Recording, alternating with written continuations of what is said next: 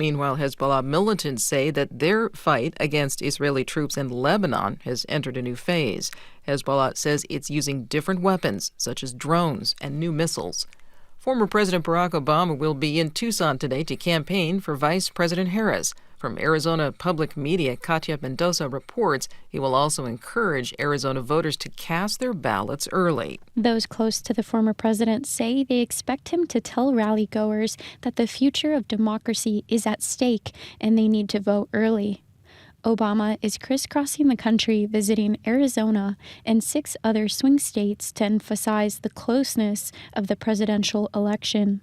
Obama is one of many high-level Democrats who have stopped in Arizona to stump for Vice President Kamala Harris's White House bid, including Governor Tim Walz and Second Gentleman Doug Emhoff. He kicked off his speeches in Pennsylvania last week as a part of Democrats' effort to reach black male voters. Next week, former President Bill Clinton will stop in Phoenix, and President Joe Biden is scheduled to make an official visit to the state. For NPR News, I'm Katia Mendoza in Tucson. In Oklahoma, dozens of parents, teachers, and faith leaders are suing the state superintendent of education. Beth Wallace reports from Tulsa. It's over a directive that requires Bibles be placed in classrooms. Americans United for Separation of Church and State and the ACLU, among others, filed the lawsuit in Oklahoma's Supreme Court against State Superintendent Ryan Walters. Rachel Lazar is the president and CEO of Americans United. She says Walters' policy rollout violates state law, and using $3 million in public funds to support religion violates the state constitution. Ryan Walters should not be allowed to abuse the power of his office to violate the procedural law and the religious freedom of Oklahomans in order to impose his personal religious views on all students throughout the state. Walters responded in a statement saying he would, quote, never back down to the woke mob. For NPR News, I'm Beth Wallace in Tulsa. You're listening to NPR News from Washington. Good morning. With the latest from the GBH Newsroom, I'm Henry Santoro.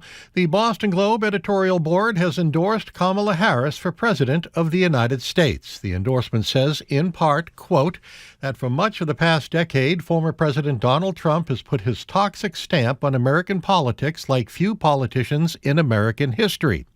It is time, then, to bring to a close the Trump era in American political life. It won't be easy or swift because his influence is deep, but the detoxification must begin with his defeat on November 5th. For that reason, and because of the strong vision that she offers for the country, this editorial board enthusiastically endorses Vice President Kamala Harris for president, unquote. And after a 5-year hiatus, the Cambridge Women's Entrepreneurship Network, a program aimed at connecting local female business owners, was relaunched yesterday. 9 women attended the launch held at Althea, a restaurant in Central Square, Cambridge. And according to the Crimson, the network plans to host events and develop programs and policies that support and empower Cambridge's residents, workforce, and businesses, all under the umbrella of the Cambridge Women's Commission, as well as the Economic Opportunity and Development Network. The network previously operated from 2013 to 2019, but had been on hiatus for the last 5 years. In sports, it's the Head of the Charles taking place this weekend, and beautiful weather in store. Sun, and more sun into next week. 60s today, 70s tomorrow, upper 70s on Monday. This is GBH News. Support for NPR comes from NPR stations. Other contributors include MIDI Health, committed to providing a supported path to symptom relief for women in perimenopause and menopause, offering personalized virtual care. Learn more at joinmidi.com.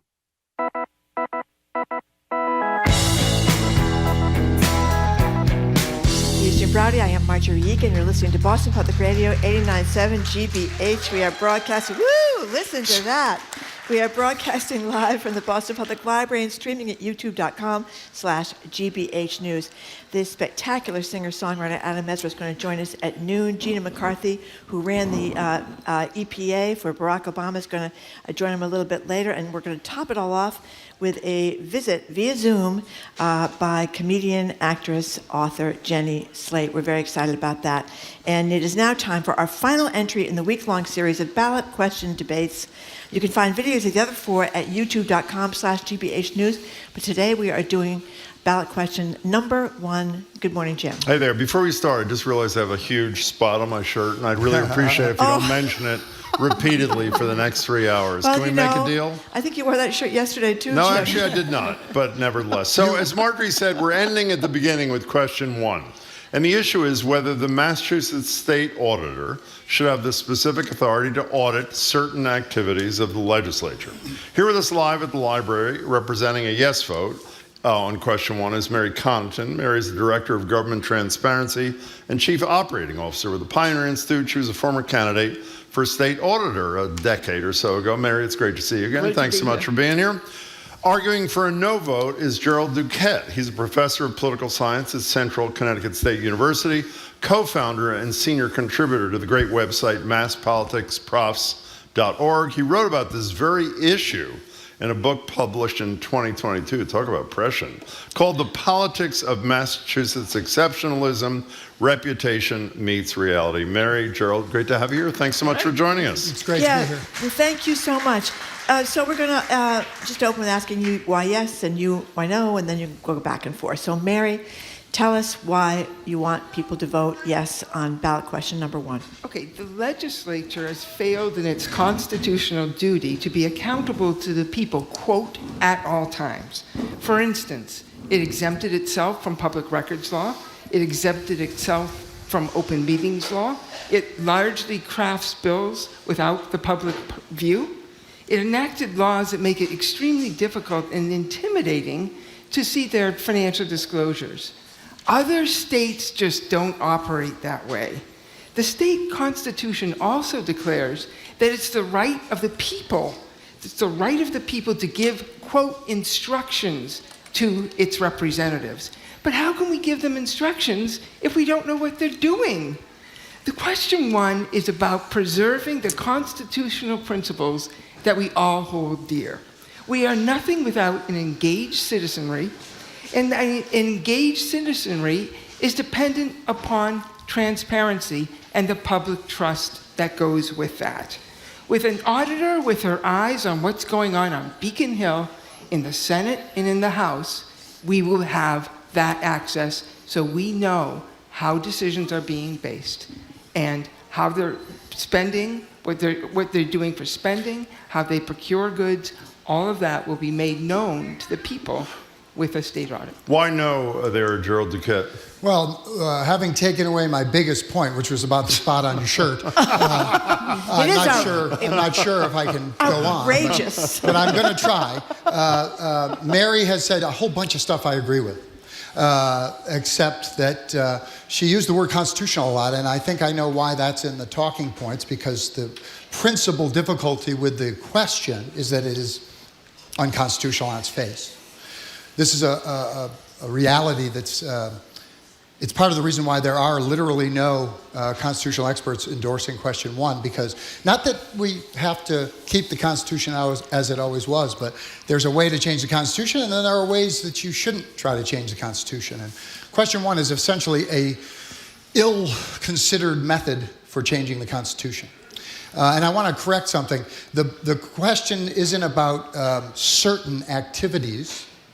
It's about every conceivable activity, because the actual question merely amends the auditor's authorizing statute to explicitly say that the legislature in its entirety and in everything it does is and always has been constitutionally subject to the auditor's authority. That's just not true. Let me just finish sure, of course, absolutely. In fact, the authority being sought in question 1 does not exist in any state in the union.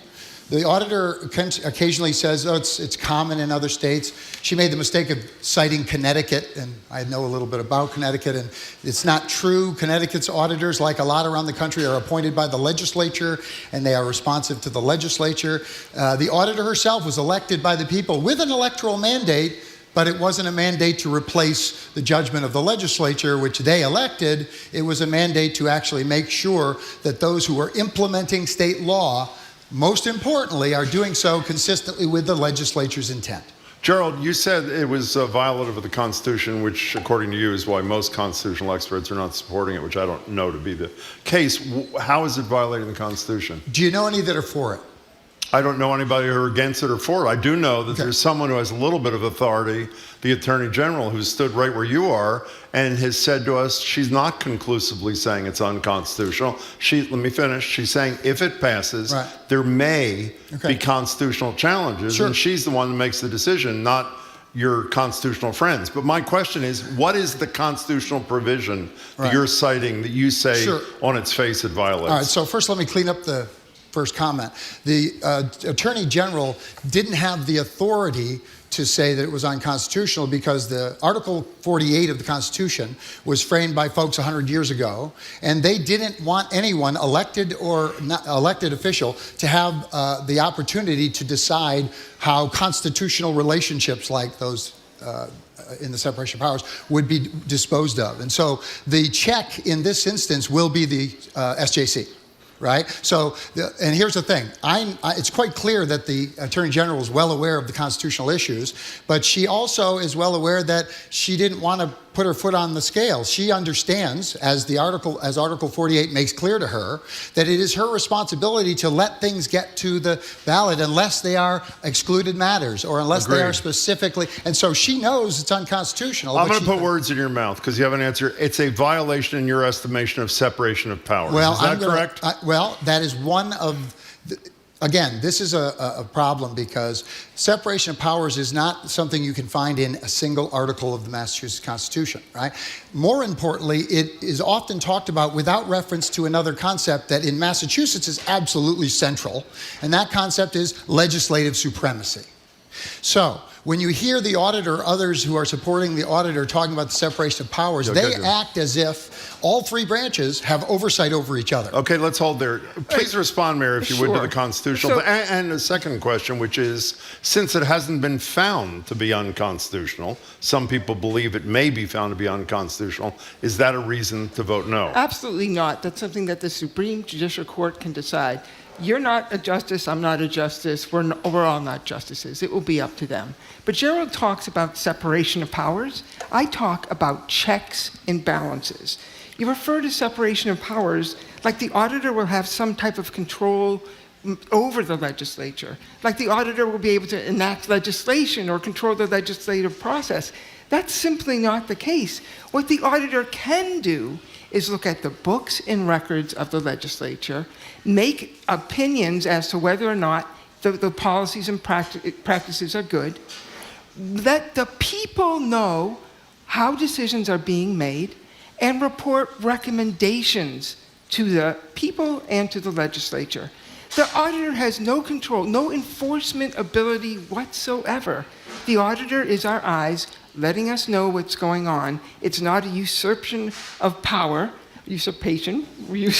whatever. They both work. Whatever that is. But that's not what it is. It's just about being the eyes of the people. It's not taking over any major legislative function. It's just being a window to what's going on there. What about that, Jerold? Sounds like common sense to me. Doesn't it sound like common sense to you? It does. I think it's commonsensical. Unfortunately, the Constitution isn't commonsensical all the time. And so when we say, first of all, it's important to note, again, the thing that we're all going to vote on doesn't limit the auditor in any way. It treats the legislature exactly like every other department of government, right? That in and of itself is problematic. But let's talk about how it encroaches on the power of the legislature. Again, we're not hearing the most important component. This would allow the auditor to compel the production of documents, require the legislature to produce written reports to her. It would compel them to do things under threat of a court order. So the important question here is it a violation of constitutional separation of powers, legislative supremacy, to audit the legislature without its consent and to be able to compel production of materials?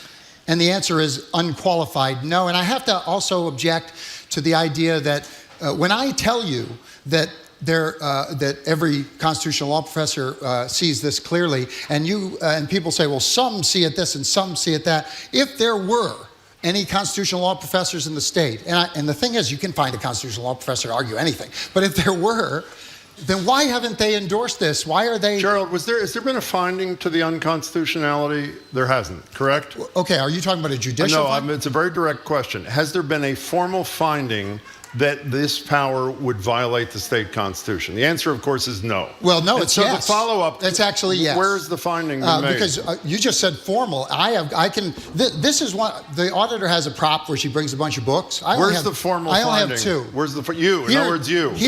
So here's the question. Here's the question for you. Every time Jerold Duquette says a proposed ballot question is unconstitutional, we should vote no based upon your I understand that. Based upon your representation or other scholars' representation, no government body, no formal body has found it to be unconstitutional. And I repeat, the Attorney General said to us, it, quote, may be unconstitutional. She's the one that decides to challenge this, should it be challenged. Am I right about that? No. Who is challenging? It will be challenged either by the legislature or by the auditor. That's a great question. The Attorney General has already decided this is not something that should go to court. That's why the auditor who has been all in on this. Cheryl, I have to say to you, you should listen to the show. The Attorney General has said to us she may go to court if this question passes. I'm going to tell you how it's going to actually go, and what it's going to go. Because you know more than she does. Well, actually, no, but she doesn't have the luxury of telling you everything she knows, as I tried desperately to explain, and I explained in a very literal way on page 212 of the book. This is the other one. What her constraints are. Right? I think she performed perfectly.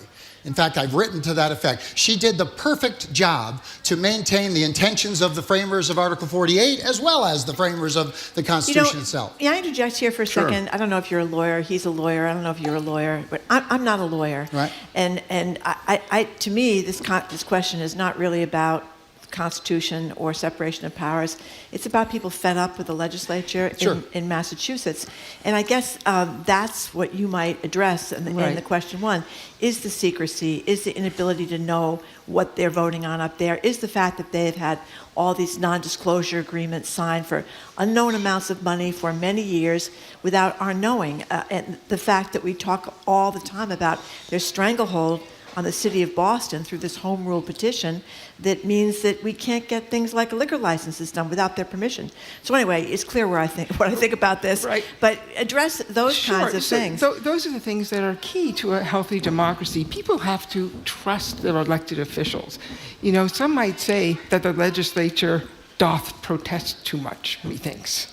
You know, why don't they want it? If the question is if they exempt themselves from public scrutiny, you know, what is the public to think? We want the people to believe that our elected officials, are always acting in our best interest, and our audit will help show that. And let me tell you a little bit about what an audit is. I am a CPA licensed by the Commonwealth of Massachusetts.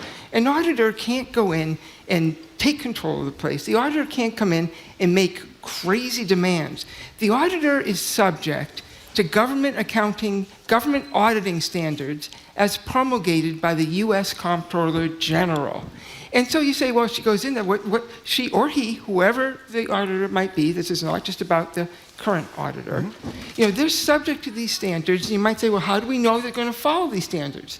Or they're subject to peer review by the National Association of State Auditors, comptrollers, and treasurers. So they can't just go wild. They can't run amok. They have to follow certain practices. Well, if they follow those practices, though, we have cited a lot. We had Evan Horowitz on our show a few weeks ago, who through the Tufts, the Center for State Policy Analysis, Mary, I think has done a very good, fair, even-handed job on all 5 ballot questions. He says some legislative activities are off limits to executive interference, including some of the ones you mentioned at the top that we're going to learn about.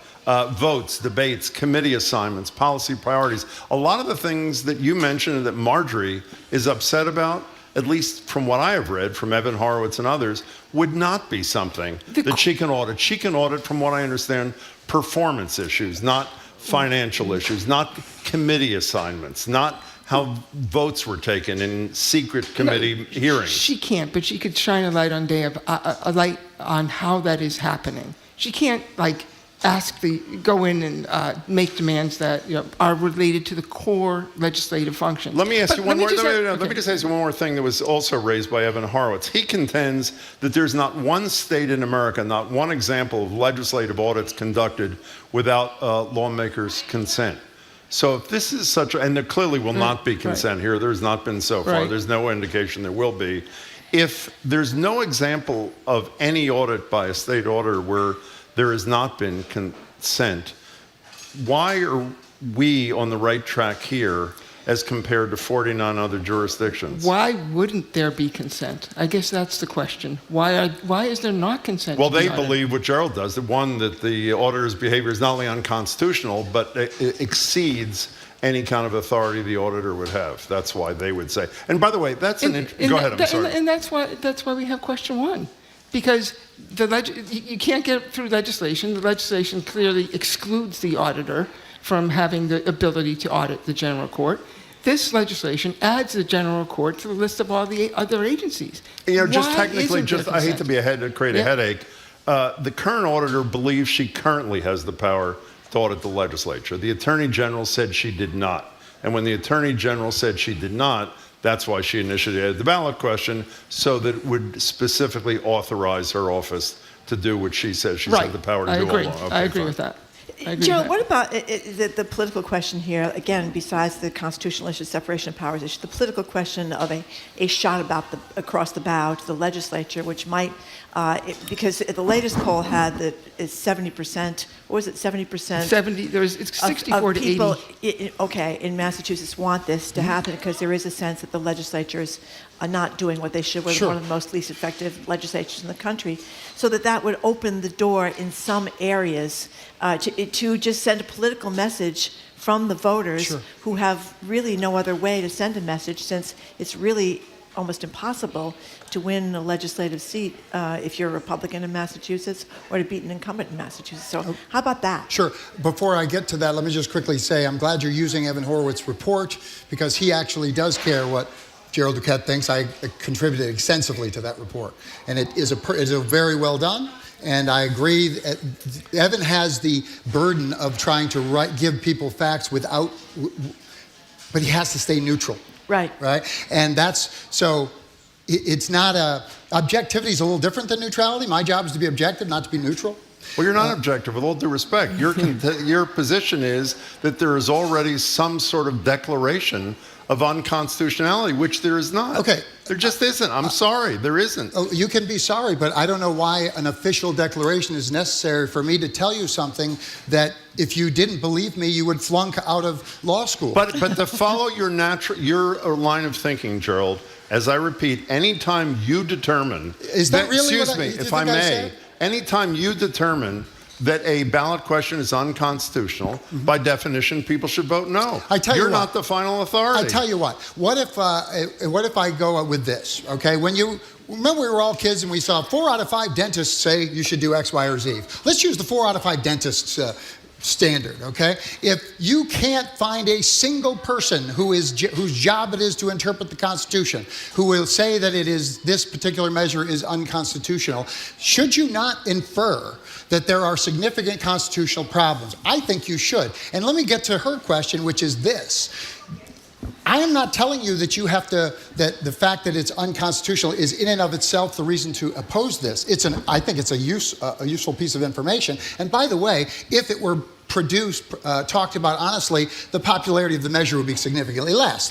That's also true. But it's not the constitutional problem. What the problem is when she tries to implement this, it will set off a sort of institutional combat on Beacon Hill.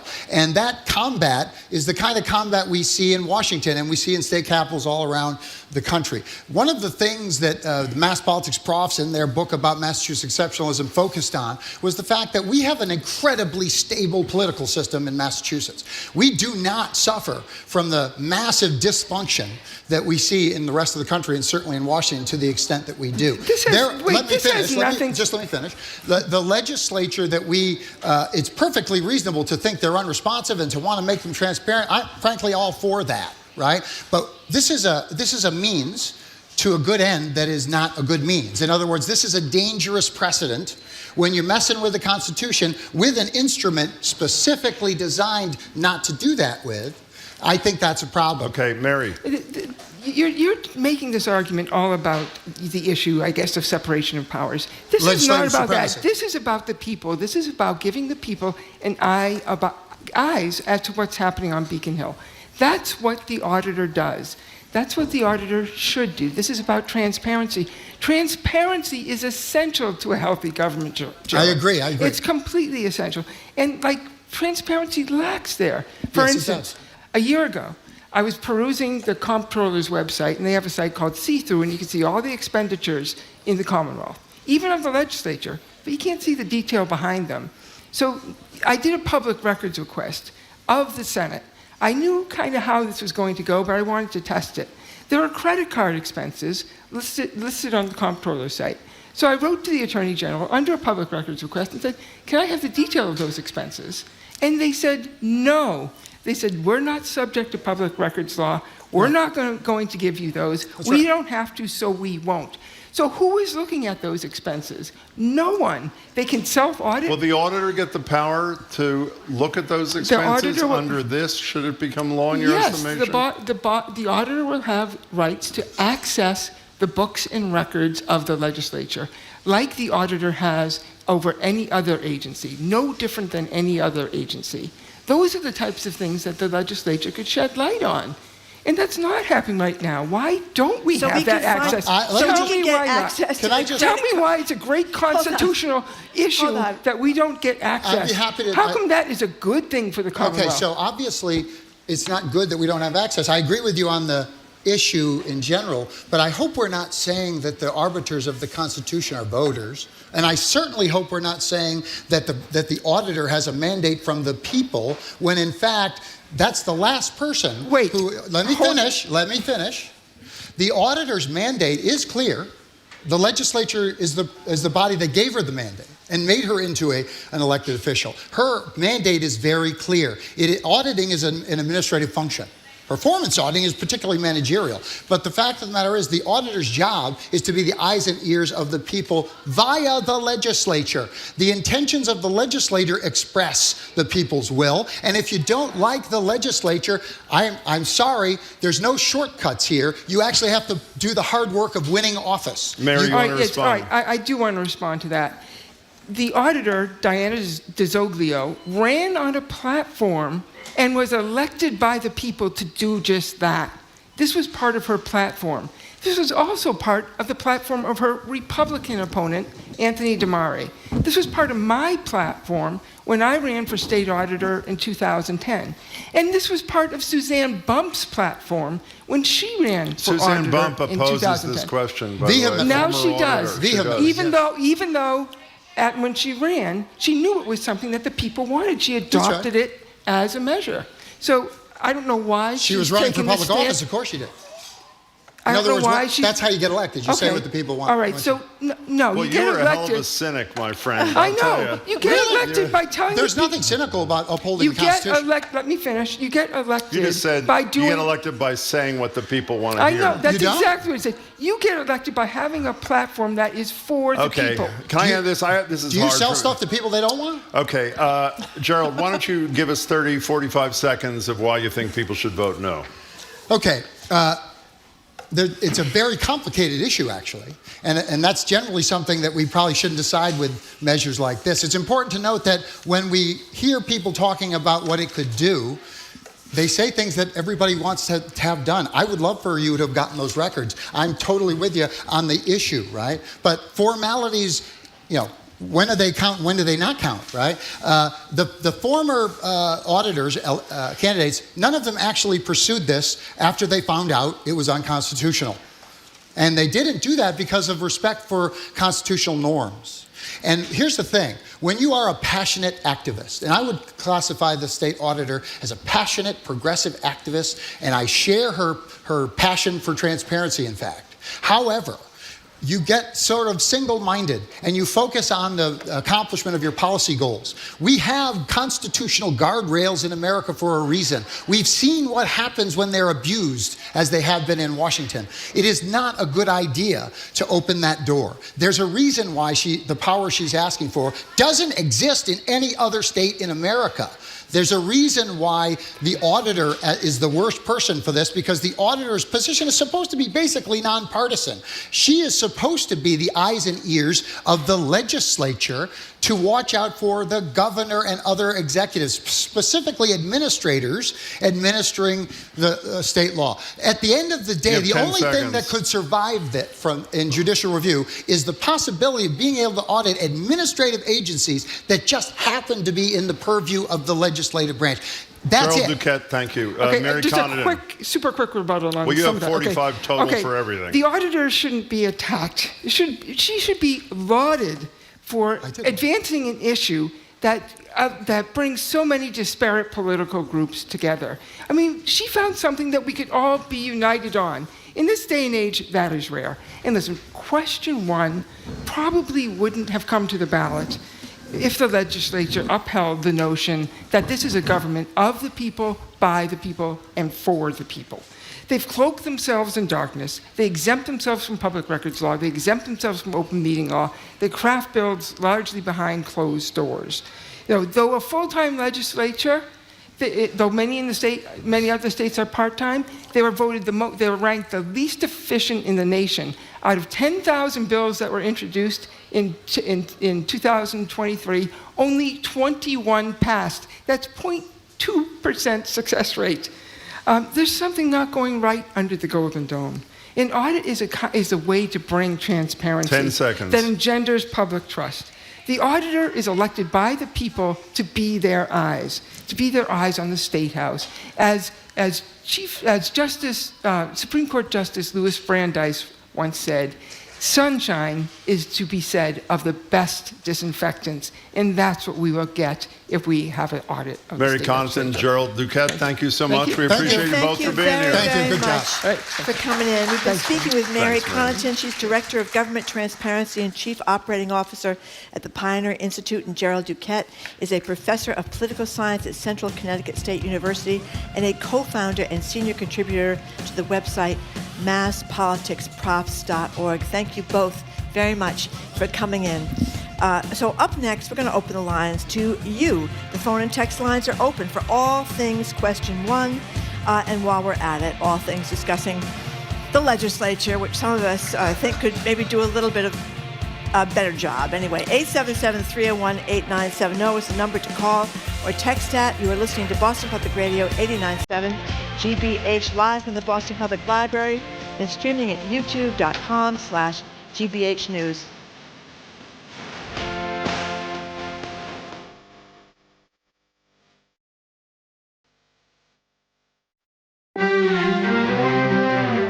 Asian American stories can be hard to find in the catalogs of major U.S. publishing houses. Asian Americans deserve to have like a full range of things that represent Asian America. Now there's a publisher dedicated to elevating those voices across genres, Third State Books. That story next time on The World. This afternoon at 3, here on GBH News 89.7. Our programs are made possible thanks to you. And Tools of the Mind, offering a bite of tools, professional development workshops empowering pre-K and kindergarten teachers with actionable strategies to propel children's self-regulation development. More at toolsofthemind.org. And Mass General Brigham Health Plan with Medicare Advantage plans featuring a new flexible benefits card to cover fitness and weight loss programs, healthcare transportation, and over-the-counter healthcare needs. mgbadvantage.org.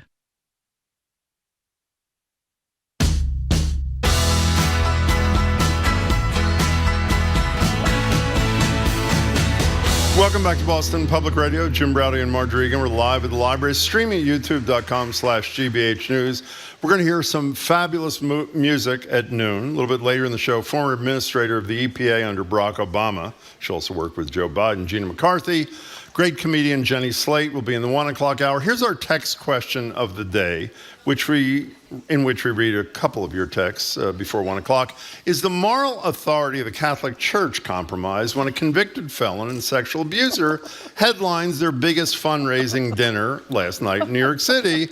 And frankly, do we really need to hear the candidates try to roast each other 2 weeks before the election? The text number is 877-301-8970. So you just heard both sides of question one. Should the Massachusetts State Auditor have the legal authority to audit the legislature? And by the way, don't argue law here, please. That was fine for the debaters, the spokespeople, totally fine. Are you for the auditing of the legislature by the state auditor, or do you oppose it? And tell us why. 877-301-8970. Why are you laughing? Well, I'm very happy that Mary Connaughton talked about the ability to get some of the credit card details, because I would like to know, as you know, that the legislators can use their campaign cards to charge a lot to different... That won't be covered. Well...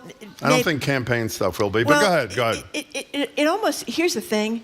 It almost doesn't matter. I'm totally in agreement with you. It is Any a crack shot across I the agree. bow. And you know, some of us were a little concerned. We did read that the Globe reported, Matt Stout and Samantha Grosset, on this Monday evening back in January, some Massachusetts' most powerful lawmakers went to the cigar bar in the North End. They descended a dark stairwell. They ducked into the dimly lit, leather upholstered bar. I guess it's called Stanza di Cigari. Is that what it's called? I've been there. I'm embarrassed to say. And anyway, it's pretty great. Rack up these campaign tabs as much as $6,000, where cigars can cost $85 a pop, and pours of Remy Martin can be $480 a pop. So I would like, maybe we can't get to the bottom of this. You want to know something. But I want to get to the bottom of something, because as it is now, we are up at the top of the ocean, and they are about 5,000 feet down doing who knows what they're doing. By the way, it's not just the legislature. We should say, before we get to your calls and texts at 877-301-8970, the people in the audience, do you know there's one state in America where every branch of government claims exemption from public record laws? You know what state that is? Exactly. Massachusetts, the legislature, the executive, and the judiciary. And I think one of the arguments, and I think Mary and you touched on this, is even if it doesn't do as much as a lot of people would like done, it sends a message to the legislature that has been ranked the least effective, least productive, least transparent in the country. But there are people, like our guest before, that thinks it goes too far. Let's start with Rama in the car.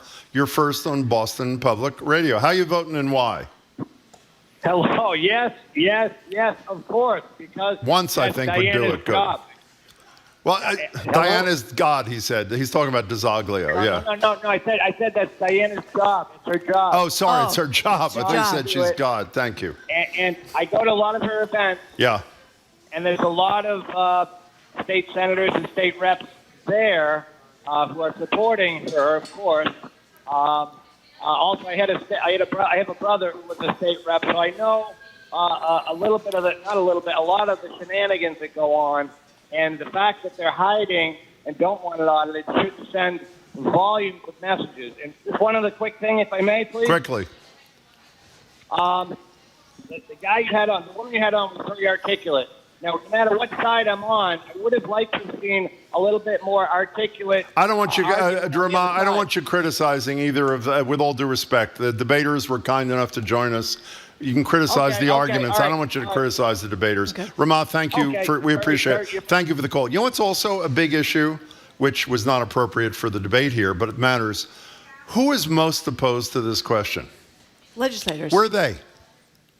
Why is Jerold Duquette here representing? On the BUR debate the other day, Suzanne Bump, the former auditor, was the no side. Why isn't the Speaker of the Senate President being transparent enough to show up at a debate and say why it's such a horrible idea? You know, I mean, that to me says something too. Well, I think that they realize that there's a lot of upset about this. When the biggest landslide heading into it may change, but the biggest landslide right now is this. Yeah, it could change. It could the 5 change, questions. But because people, and you know, we talk about this all the time, this home rule thing. The idea that Michelle Wu can't do what she wants to do within the city of Boston with taxes, with liquor licenses, is disgraceful. And the legislature controls all that too, and they have no intention of giving it up because I don't think there's any sense that any of them are in trouble in any kind of way because a lot of them get reelected and reelected and reelected. The vast majority. Reelected. That's right. Jeff and by the way, they're almost all Democrats, which is not good for the legislature either. Jeff in Medford, you're on. Hello there. Hi, Jim and Marjorie. Love the show. Thanks. Just had an observation. If this passes, the constitutionality will be decided later. But it is a little wild to me that, liberal Massachusetts, first state to pass gay marriage, et cetera, I don't even know how these people are voting on stuff or where the money goes. So if it's not this, what's it going to be? Where's the accountability? So maybe this is good. I think it is. But like you said, at the very least, it could be a shot across the bow for us to say, what are you guys doing? Because I don't know. And I want me to vote for you, but I don't know what you're doing. Jeff, thanks for the call. Jerold made a point that the best way to voice your dissatisfaction is to vote against if you choose. The problem is, and you touch on this, can't get rid of incumbents. Almost none of them have opponents, either in their own party in the primary or in the final. So once again, is this an imperfect outlet? It is imperfect, but it may be, and I think that's what's... And by the way, not only, as Duquette was arguing, there may be constitutional problems, and again, I think he overstated it as a reality as opposed to a possibility, but he's entitled to do that. The other problem with this is I have a history. I used to do ballot campaigns. That's right. Legislature doesn't like something, they repeal it. If this becomes law, this should be clear, it is only a law. Which means, like any other law, if the legislature change it, they can repeal it if they choose. This is from Paul from Worcester. We shouldn't be so hard on the legislature, he says. They'll show us just how fast they can get things done while on vacation and immediately squash the overwhelming yes vote on question 1, November 6th. And of course, he's right. They could certainly do that. I mean, if this does pass, it seems almost certain to me they'll end up in the courts and fighting about this and nothing will happen. I'm fine with that. But the issue is maybe they'll cough up something, like a few of those records from the cigar bars, or maybe they'll tell how they vote in committees. You know what I think is more likely? What? They'll defund the auditor's office or say that she, in her budget, which they pass, she cannot spend $1 auditing the legislature, which sadly would be perfectly legal, it would be even if perfectly this legal. were to pass. But that would be a real... to the people of Massachusetts. And I don't know if people don't care enough about their legislators, and they really are very powerful. I mean, we just talked about how they finally passed this climate thing. Well, no, they haven't voted yet. They've agreed on something to be voted. They've agreed on something, so it looks like it's getting somewhere. But they have not outlawed future infrastructure involving fossil fuels. So you wonder, perhaps some of those fossil fuel people were up at that cigar bar getting the $450 shots of Remy Martin, and we don't know about it because we have no way to know whom they're spending their money on. How much would you like a $450 shot of anything?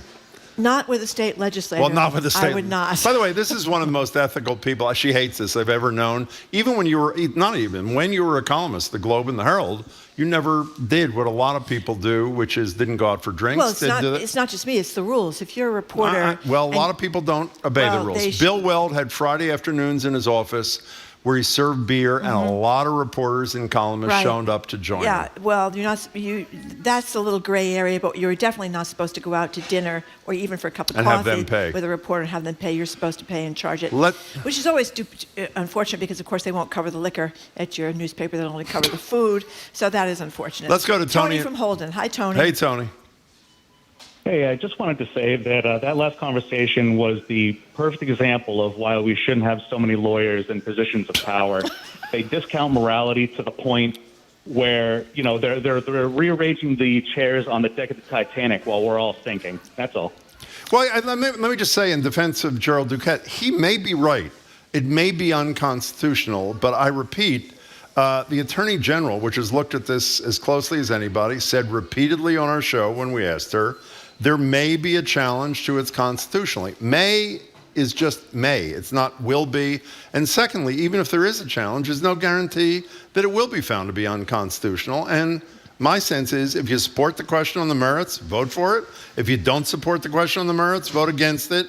and leave the constitutionality to the lawyers after the fact. Tony, thanks for the call. We appreciate Here's it. JT in Littleton. Yes on one, anything to slap the legislature to increase transparency and action, even if it is challenged in the courts. Yes on one. He is a GBH sustainer. Thank you, JT, in Littleton, for being a sustainer. Okay, we're going to take a quick break. Can I just ask one thing? By the way, I know we're going to take a break. We would beg somebody who's voting no on this.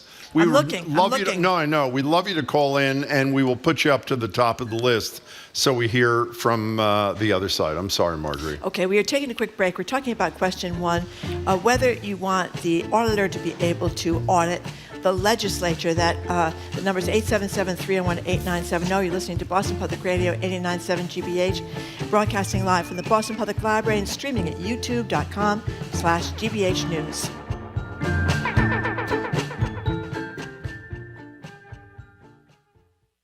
I'm Edgar B. Herwick III. Today on The Culture Show. You know how the saying goes, every time a bell rings, a Victoria's Secret model gets her wings? Yes, Victoria's Secret fashion show is back, with Tyra Banks and other winged models returning to the runway. And on the brink of demolition, famed black artist Norman Lewis's painting is rescued from a condemned house on Cape Cod. We take on that and more on The Culture Show Week in Review, today at 2 on 89.7 GBH. Support for GBH comes from you. And Newbury Court, a full-service retirement community in Concord, Massachusetts. Newbury Court is committed to creating active, independent lifestyles for persons 62 and over. More at newburycourt.org. And Boston Children's Hospital, ranked the #1 pediatric hospital in the world by Newsweek. Boston Children's, where the world comes for answers. bostonchildrens.org/answers.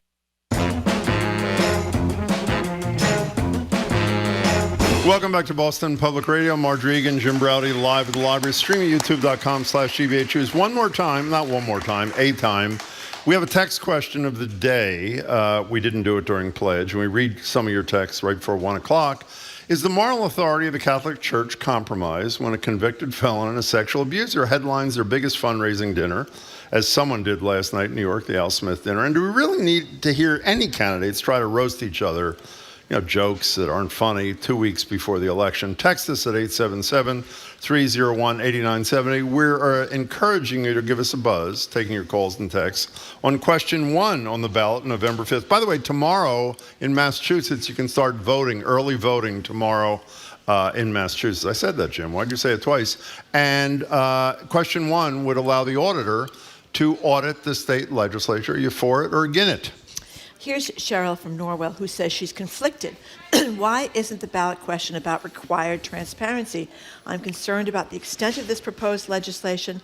I voted for Diana DiZoglio, but I don't think she's objective. She seems to have a personal concern. She does. She had to sign a non-disclosure agreement because to get her severance when she basically got pushed out. I don't know if she was fired or pushed out. Well, she was a staff person before she ran for office. Yeah. And she went through some tough stuff up there at the legislature. And she tried to outlaw NDAs at the legislature when she became a state rep and senator. So she it didn't does happen. have a personal reason, but to me it's legitimate. I mean, why should the taxpayers in Massachusetts be paying to cover up for NDAs? bad I'm with things, you. what the legislators may have done up there? But anyway, to continue with Cheryl, maybe we need ballot questions on campaign reform to allow others to run and require transparency and change home rule, which is a good point. But to change home rule, of course, the legislature has to agree to change. Okay, so before we get back to the calls, I repeated I had a ballot question, just one example that passed, became law that required the publicly traded corporations, banks, and insurance companies in 1994 to disclose what they paid in taxes. The was approved by the voters. And I had another question about tax cuts that was on my side that stopped tax cuts approved by the voters.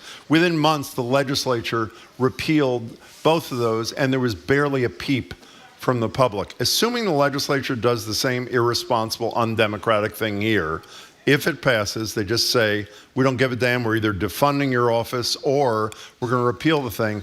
Do people rise up, or is it the same thing, we'll tweet a couple of times and that'll be the end of it? We don't rise up very much about anything. But I'm Which is hopeful. why it's almost an invitation to do it. Right. Yeah, why they can get away with it. Okay. Jeff from Worcester, thank you for calling. Hey, Jeffrey, how are you? Well, it's Jesse, but yeah. Jesse, that's okay. Right. Close enough. Yeah, I know. I voted no on, I already voted. I voted by mail. I voted no on question 1 because this is Massachusetts. I mean, we had 4 speakers of the House indicted on water corruption. No, that is wrong. We had 3 convicted of felons. One was of not. felonies. 3 convicted. Yeah, it's 3 convicted, yeah. right in a row. 3 felonious Not speakers. 4 yet, Jeffrey, but you never know. Yeah. Finneran, Well, DeMacy, maybe and someday. Flaherty, Yeah. if people are not paying attention. 3 in a row. I think that's an all-time record, by the way.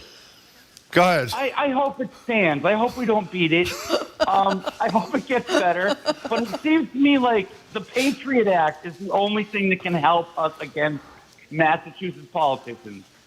I mean, unconstitutional or not constitutional, it seems like the unconstitutional way is the only way to go. Okay, why did you vote no exactly? This isn't a conversation with a no voter. Why'd you vote no? Well, You weren't feeling it or what? The lack of teeth behind it, the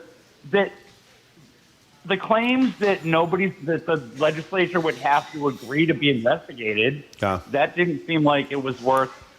Sure, sending a message is a great idea, but if we're not So voting Jeffrey, these people out so you're and getting- basically saying if you were fearful that if the voters approved this about the legislature and the legislature decided to give them the middle finger, that was your argument for voting no? Wouldn't that be an argument for voting yes twice? Think about it and get back to us. Jeffrey, we got to go. Thank you. I'm sorry. Watching this show today, listening today, Yeah. has changed my idea It's a of my little argument. late, unfortunately. Okay. Next time you can vote yes. Jesse, I'm sorry. I keep calling you Jeffrey. My apologies. Jesse, thank you very much for the call. By the way, I hope people don't think we're being disrespectful by calling people by the wrong name. We have a new phone system and it's technologically a little weak, and we're working on it. So apologies when we're getting the wrong city or town and calling you by the wrong name. Okay, let us go to Josh in Wakefield. Thank you for calling. Hello, Josh. Hey, it's John in Wakefield. Oh, my God. Oh, boy. This is Okay. horrible. Is it really? Hey, no. Yeah, Oh, my it is, but God. no worries. Hi, John. I really want to thank you guys for having all these debates. I call in frequently about the courts where I think you guys are like 90% wrong most of the time. Thank you. We but know. I love that you do that. We're I'm glad really you grateful. called, John. Thanks. So I'm no voter. I haven't made up my mind about this question, but I generally lean toward no on ballot questions because I think they're usually the vehicle of pernicious interest. And my skepticism about this question is that like transparency sounds great. Like who is against transparency? Mm-hmm. But historically, these kinds of transparency movements, I think, just rearrange the power arrangements. They don't necessarily produce the good consequences that people promise. So if you look at like cameras in Congress or the repeal of earmarks or things like that, it often has made Congress's job more difficult, or it shifted where Congress did its work. It didn't actually change things. So I take Butler's point a little bit seriously that there are some, he puts it in the rubric of separation of powers, but like Duquette, there are some reasons to be skeptical that this is sort of going to like really stick it to the legislature if these audits happen. Got it. Hey, John, we always like hearing from you. Thanks for the call. To quote the old line, we've seen the enemy and it is us. Pogo. It is. And that you have to, I would like to be able to know how my legislator votes. So now, you are much more of an expert on this I than am? why. Yes. Thank you. Why is it that it's so difficult to find out how your legislator voted? I would like to know. I can answer that. You want a legal answer? Who wanted to support fossil fuels? I can answer that. Bill? I can answer that. You want a legal answer? Sure. The reason it's so difficult, write this down, is because they want it to be. That is the legal. By the way, we've told you this before. In Texas, which is not exactly the bastion of democracy, or Florida, they live stream committee votes in their legislature, so a constituent can watch their representative speaking in a committee and how he or she votes in a committee. In Massachusetts, we can't even find out how they voted often. And again, I want to be clear. I'm not sure. The one thing Duquette was right about, I'm not sure that this would change that. It would change some things, and a lot of people think there needs to be we have change. another no vote. Okay, good. I'm voting no because it's a sure way to make the auditor's role more powerful and political. Okay. Well, Okay. they're entitled. I can't find any other no votes. Well, you don't here. have to find any other no votes. Well, I'm looking. I want to have a little balanced discussion Okay, here. Bob in Hopkinton. Hi, How you Bob. voting and why? Hello there, Bob. Oh, good morning, and I want to thank you both for the service you do to the listening people who Wow. vote here in the Massachusetts You're very kind. area. Thank you. Well, you're the yin and the yang of... Who's the yang and who's the yang? radio. Okay, good. Well, I'll leave that to you to figure out. We will figure it out. I've been trying for 4 years now to get a citizen petition filed in the legislature, and they have gone only as far as giving it an audit number, not a bill number. As you know, you've had your own citizen petition filed at least once. Yeah. And the reason why is because they're lobbied. I've spent 16 years at the Internal Revenue Service, and they've been trained to get the Bob, this is an 14% excellent life story, but if I may, how is this affecting your vote on question 1? I don't mean to cut to the chase, but can we cut to the chase? Well, yes. Sure. The voting yes will Yep. give the auditor the opportunity to address these types of things. Why certain people and even state reps and state senators are filing bills, but they never get a bill number. They never get before the appropriate committee, and the auditor can shine a light on that for Well, us. again, I don't know enough about this to know if on that particular thing she can, but she sure as hell, if it passed and it were found to be constitutional, should there be a challenge, could shine a light on something. Bob, thank you I hope your name is Bob. Bob, thank you very much for the call. Do you want to wrap this up here? I'm wrapping this up. I think it's very difficult to find out what your legislator is doing, but if you call them and harass them and email them, sometimes they do pay a little bit of attention to you because they would like you to vote for them. But again, they almost, how many times they run unopposed? How many? Vast majority. Can I say Vast one majority. good thing we should say, and it's only tentative. We mentioned this the other day. This 5-month thing that they're engaged in now where they're in informal session, we call it a vacation because it is, where it's much harder to pass legislation. The guy who's going to be the next speaker, who's the current Ways and Means chair, actually- made a yes, statement the other he day did. that maybe, not done yet, maybe it's time to look at that issue. He didn't say it this way, but maybe we don't need a 5-month vacation. Maybe we can actually do a little work to get the people's business done, which I think would change the attitude of a lot. You're not guaranteed an outcome. You should be guaranteed a full-time working legislature. And I think if we paid more attention to what our legislators were doing and let them know how unhappy we You're were, totally it right. would change. And I think the constant repetition of this 5-month vacation thing, Jim, you kept repeating it, might have made a difference. I think I did turn the tide. I think you turned the tide. I think I didn't. That's Okay. Okay. That's it. After the noon Thanks news, for your you're calls, going to bud. hear some beautiful and inspiring singing and songwriting. More smart conversation about community issues is up ahead with Jim Browdy and Marjorie Egan on Boston Public Radio. Right after a news update from NPR. Stay with us here on GBH 89.7. Funding for our programs comes from you. And the Trustees, presenting Halloween on the Hill, a celebration of autumn at the Trustees Long Hill in Beverly, running Wednesday through Saturday nights until October 27th. Advance tickets required. Learn more at thetrustees.org/Halloween. And the Massachusetts Office of Travel and Tourism. You can discover the secrets of the South Shore this fall and explore unexpected history, arts, and culture. More information at cplymouth.com/secrets. I'm investigative reporter Chris Burrell, and you and I are listening to 89.7 WGBH, HD1 Boston, online at gbhnews.org. GBH News with NPR. What matters to you? I'm Jim Browdy, head on Hour 2 of Boston Public Radio. Live Music Friday today features Adam Ezra. He's built a local, loyal fan base playing New England's underground folk scene. He'll talk about his work raising money for homeless vets and making music with John Oates, formerly of Hall Oates, and of course, play us a song or two. I'm Marjorie Egan. Then former EPA Administrator Gina McCarthy and Johanna Neumann of Environment America discuss the stakes for this November's election as it relates to climate. And our text prompt of the day. After last night's Catholic Charities Al Smith dinner, featuring a foul-mouthed tirade by former President Trump, is the moral authority of the Catholic Church compromised when they headlined their biggest fundraising dinner with a convicted sexual abuser, felon, tax cheat, pathological liar, climate change denier, and a man who wants to put migrants in internment camps? What do you think? Boston Public Radio, 89.7 GBH.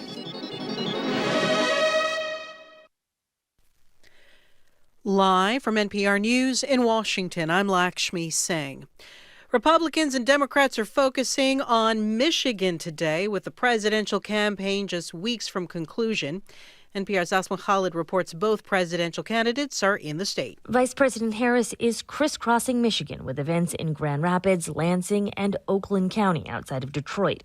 The Harris campaign is trying to court union voters while also boosting voter turnout in the suburbs by focusing on issues like democracy and reproductive rights. Former President Donald Trump will also be campaigning in Oakland County today to participate in a roundtable about the economy and manufacturing industry. Later in the evening, he's hosting a rally in Detroit. Early voting begins there on Saturday. And in a sign of how vital Michigan is this year, Harris will be back in the state next week, campaigning with former First Lady Michelle Obama. Asma Khalid, NPR News. Hamas confirmed today that its leader, Yahya Sinwar, was killed in Gaza. Israel says Sinwar died in a firefight with its troops Wednesday. He was among 3 Hamas militants killed in the operation. Sinwar was a chief architect of last year's October 7th Hamas attack on Israel. On news of his death, President Biden and others said this is an opportunity to end the war. Khalid El-Gindi, a senior fellow with the D.C.-based Middle East Institute, spoke with NPR about what the latest development could mean for Gaza. It's very hard to imagine a post-war Gaza given the scale of death and destruction. I mean, at this point, it's unclear whether Gaza will be livable for the 2 million people who remain there. And Israeli-Palestinian affairs. In a stunning series of legal moves, Texas death row inmate Robert Roberson was able to wake up to a new day today after a night of very nearly being executed.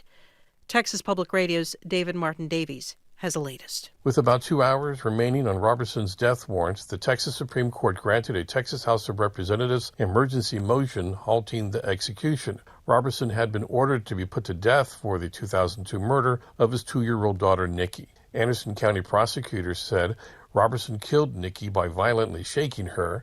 However, medical experts today say the toddler likely died from severe pneumonia. With court appeals exhausted, on Wednesday, Texas lawmakers subpoenaed Roberson to testify in an upcoming hearing on capital punishment, setting up the legal showdown. With time nearly running out, the state Supreme Court issued a stay, thus saving Roberson's life for now. I'm David Martin Davies in San Antonio. From Washington, this is NPR News. Good afternoon. With the latest from the GBH Newsroom, I'm Henry Santoro. The Head of the Charles is officially underway. Some 12,000 competitors from more than 40 countries will be on the water today through Sunday in what's called the largest rowing regatta in the world. Blair Crawford is Head of the Charles, COO. He says the unique course is what makes it a signature event. This is a windy course that really brings the best out of rowers in terms of their ability to steer and to make turns, to pass other rowers as they go by, to navigate bridges. And it just brings a whole new set of challenges that are not typical in the majority of racing. Crawford says there's plenty of spots along the river to watch the action, but he recommends walking or taking public transit since parking is extremely limited and the weather is certainly going to cooperate this weekend. 13 college or university presidents made more than $1 million in pay during the latest reported calendar year. Boston Business Journal reports that topping the list is outgoing Boston University president Robert Brown, who made $2.6 million. Meanwhile, at the other end of the spectrum was Suffolk University President Marissa Kelly, who made a bit more than $1 million in the calendar year. And October baseball, Dodgers at Mets today, Yankees at the Guardians tonight. In the forecast, sun, and more sun all the way into next week. 60s today, 70s tomorrow and Sunday, and then upper 70s on Monday. We'll take it. This is GBH News. Support for NPR comes from NPR stations. Other contributors include Fisher Investments. As a fiduciary, Fisher Investments is obligated to act in their client's best interest. Learn more at FisherInvestments.com. Investing in securities involves the risk of loss. This is NPR.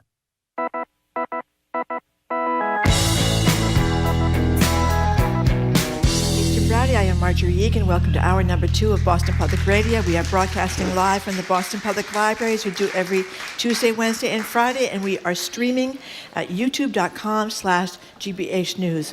Hello, Jim. Why don't you read what the text question is this time? The text question of the day, we're getting a lot of texts already, Yeah. which we'll read to you a little bit before 1 o'clock. Is the moral authority of the Catholic Church compromised when a convicted felon, sexual abuser, a tax cheat, pathological liar, Marjorie, guy who denies climate change, and that's enough. Wants to put migrants And in... tried to overthrow the government. Tried to overthrow the government, that's right, put migrants in internment camps. Yes. Is it a problem when the Catholic Church has them as the headliner for their biggest fundraiser of the year? That person in question, of course, would be the former President Donald Trump. Oh, I didn't know that. So we're going to ask you if you see any kind of problem with that. How do they text in? The church is not doing well so far. No, how do Jim. they text in? What What would the number be, Marjorie? 877-301-8970 is the number at which you can text, and we'll read some of the texts and discuss the situation a little bit before 1 o'clock. Thank God it's time for Live Music Friday, because I'm already in a tizzy and we have 2 hours to go. Thank God we're joined by great singer-songwriter, Massachusetts-born and raised Adam Ezra. Later this month, Adam will be recognized by the New England Center for Homeless Veterans with their Distinguished Service to Veterans Award. In August, the latest iteration of Adam's festival, The Ramble, brought in over $150,000 for the organization.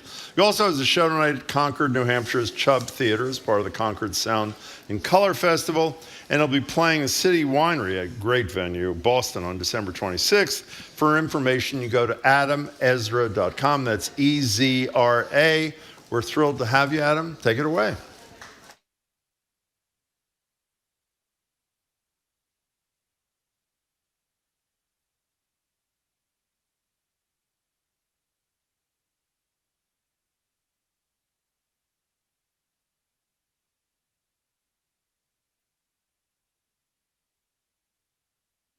You and I, we work on getting braver as we meet each other out on this road.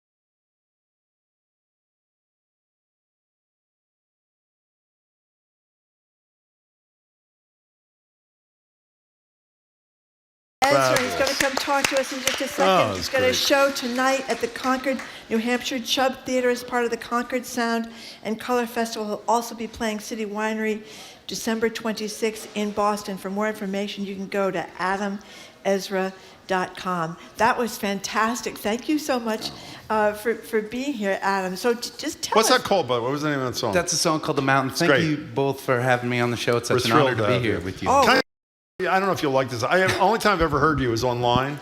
You are incredible live. You're good online, but you are really great live, by the way. Thank you so You're much. really great. Great. Well, I was reading about you before you came and talked about in one of these stories about how you kind of began showing up like 20 years ago.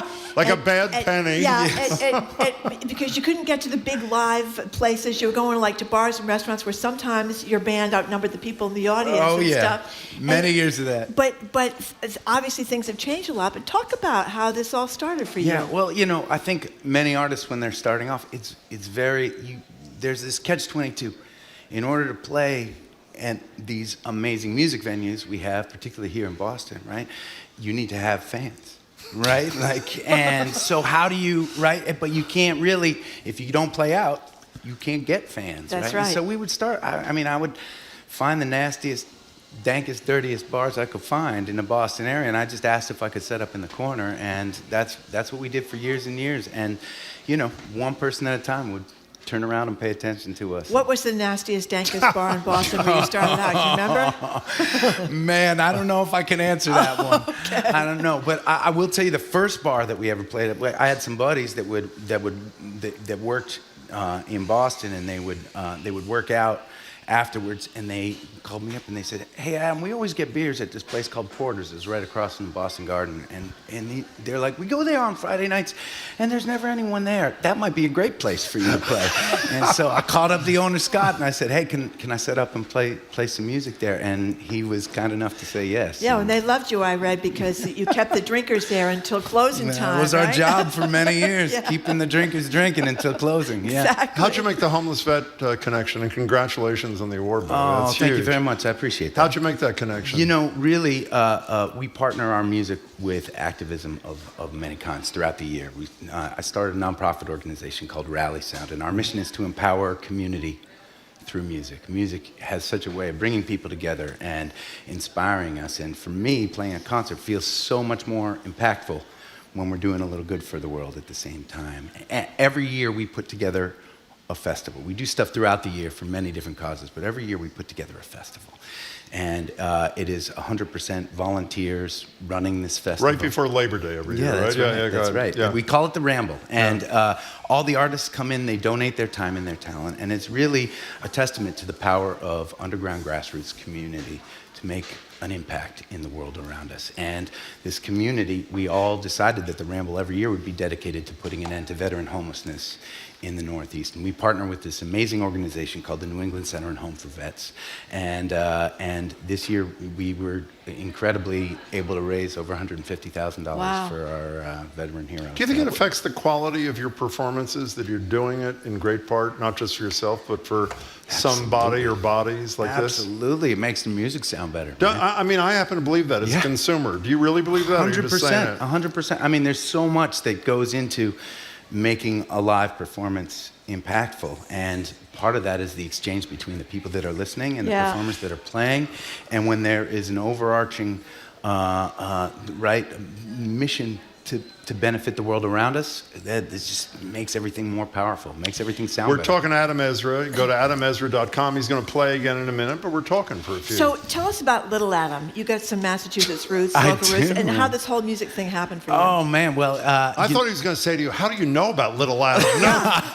we heard about Little Adam beforehand, I but meant you can something fill else, in the but go blanks. ahead. Well, I grew up in a musical household. My mother, Joanne Hamill, was a music educator and a children's performer and a songwriter. And so I was surrounded by music from a very, very early age. And not only that, she was a folk musician. And so she very much believed in partnering music with impact. And it got into my blood. Later on in life, I picked up a guitar and I started teaching myself how to play, and the songs that would come out felt like the most real and honest parts of me, and I said to myself, okay, well, No plan B. I might. Where'd you grow up? I grew up in Wayland. In Wayland, okay. Yeah, about a That's half not hour far. from here. That's not far. What's with the bare feet?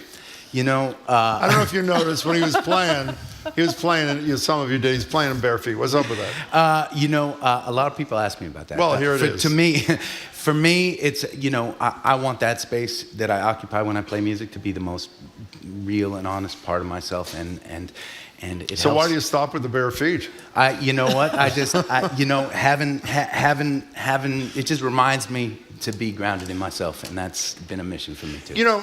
We've said this 100 times, so you haven't heard it, but others have. The first person ever to say the following to us was the music director of the BSO. Andres Nelsons was with us, I think in the middle of COVID, and Andres talked, and he speaks like 12 languages, and in English he was describing how important music is when people are in pain. And I don't mean just individually in pain, but the world around us is in pain, like I think a lot of people who are sentient people feel right now. And that has really stayed with me, and to me it is so incredibly clearly true.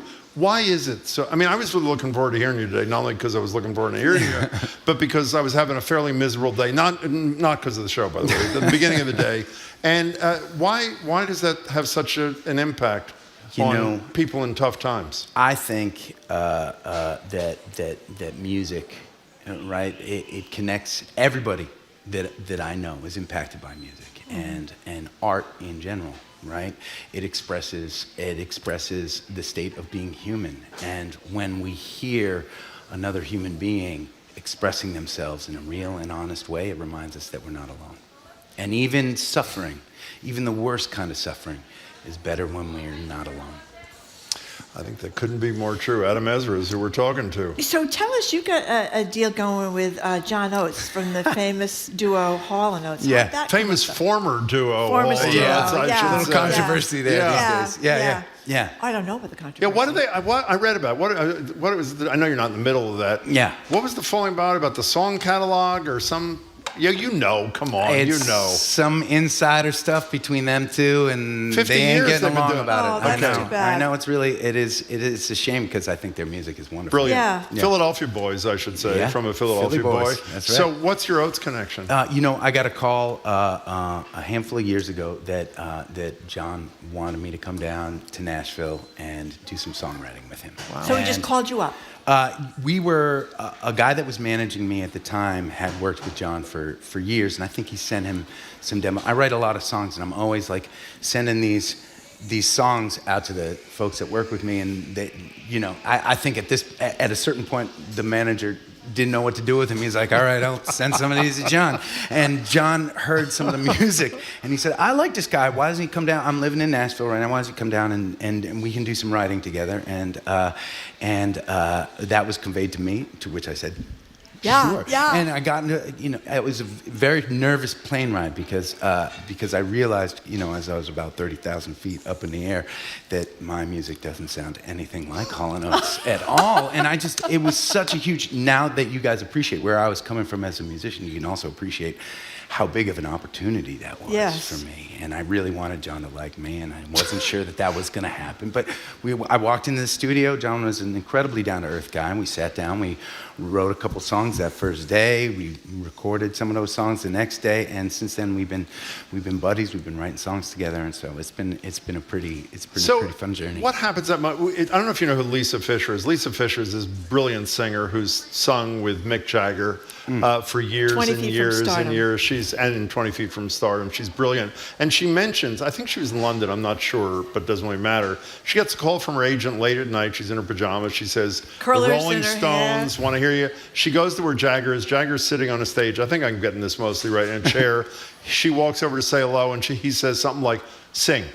And she just starts. So when John Oates, Hall & Oates are as big, for young people, Hall & Oates are about as big as there could be. 30, 40. They're big as they could. They were huge. So what happens? You go down there, he's there, and what's that experience like? It was very intimidating because he was in the private studio of Jonathan Cain from Journey, which is like not only the nicest recording studio I've ever seen, but there's this whole like apartment complex upstairs. And wow. So, and there was someone to meet me at the door saying, "Hi, Mr. Ezra, I'm glad that you're here. Can I take your guitar?" I was very intimidated, right? But John has a way of just exuding his dedication to his craft and to wanting to dig into the roots of music. And he said, "Adam, why don't you play a couple songs that you have been working on?" And I, in preparation for this, had a list of about 20 unfinished songs, so I was ready, luckily, to just kind of share some ideas with him. Great. Yeah, and it just started rolling from there. Adam, we mentioned before that you do this Ramble deal in helping out homeless vets. The proceeds go to that up in Ashburnham every year. Did you hear any stories back from any of the vets? Have you come in contact, or has anybody contacted you, or got a couple of stories for us? I throughout my career playing music, I have had the honor of connecting to some of our heroes who have served or have been serving, and I've heard a lot of inspiring stories and heart-wrenching stories. One thing that is wonderful, and I would invite all of y'all listening or watching to do this, we head down to the New England Center and Home for Veterans every single year, and they will give you a tour and talk through some of the work that they do with our veterans, and it is really, really inspiring. And there are guys there that come right up to you and talk to you and talk about their stories, and it's been just such a humbling thing to get to be a part of. I would imagine there's some PTSD. I imagine there's some alcoholism issues, some drug issues, and they can't. All the issues we all deal with when we face trauma in our lives and are struggling to keep our feet under us, right? Right, and they're heroes until we have to help them. And unlike most of us who talk a good game, you apparently walk it. So in addition to adamezra.com to find out where you're playing, before you play again, this gathering series thing, that's another thing where people can find you? Why are you laughing? Yes. What is it? Yes. So this was a crazy thing that began. The first show we canceled at the beginning of COVID. Yeah. I went online that night to live stream, not as much to perform a concert as to just feel a little less alone and scared. Mm-hmm. And I was met by hundreds of fans that decided to pay attention. And at the end of the night, I said, "Okay, I'll tell you what, I'll come back tomorrow if you come back tomorrow." And the next day, hundreds more, and then hundreds more. And we started calling it the Gathering Series. And we ended up, the Gathering Series ended up reaching millions of people around the world. We ended up gathering every single night for 500 nights in a row. I mean, the game was at 7 p.m.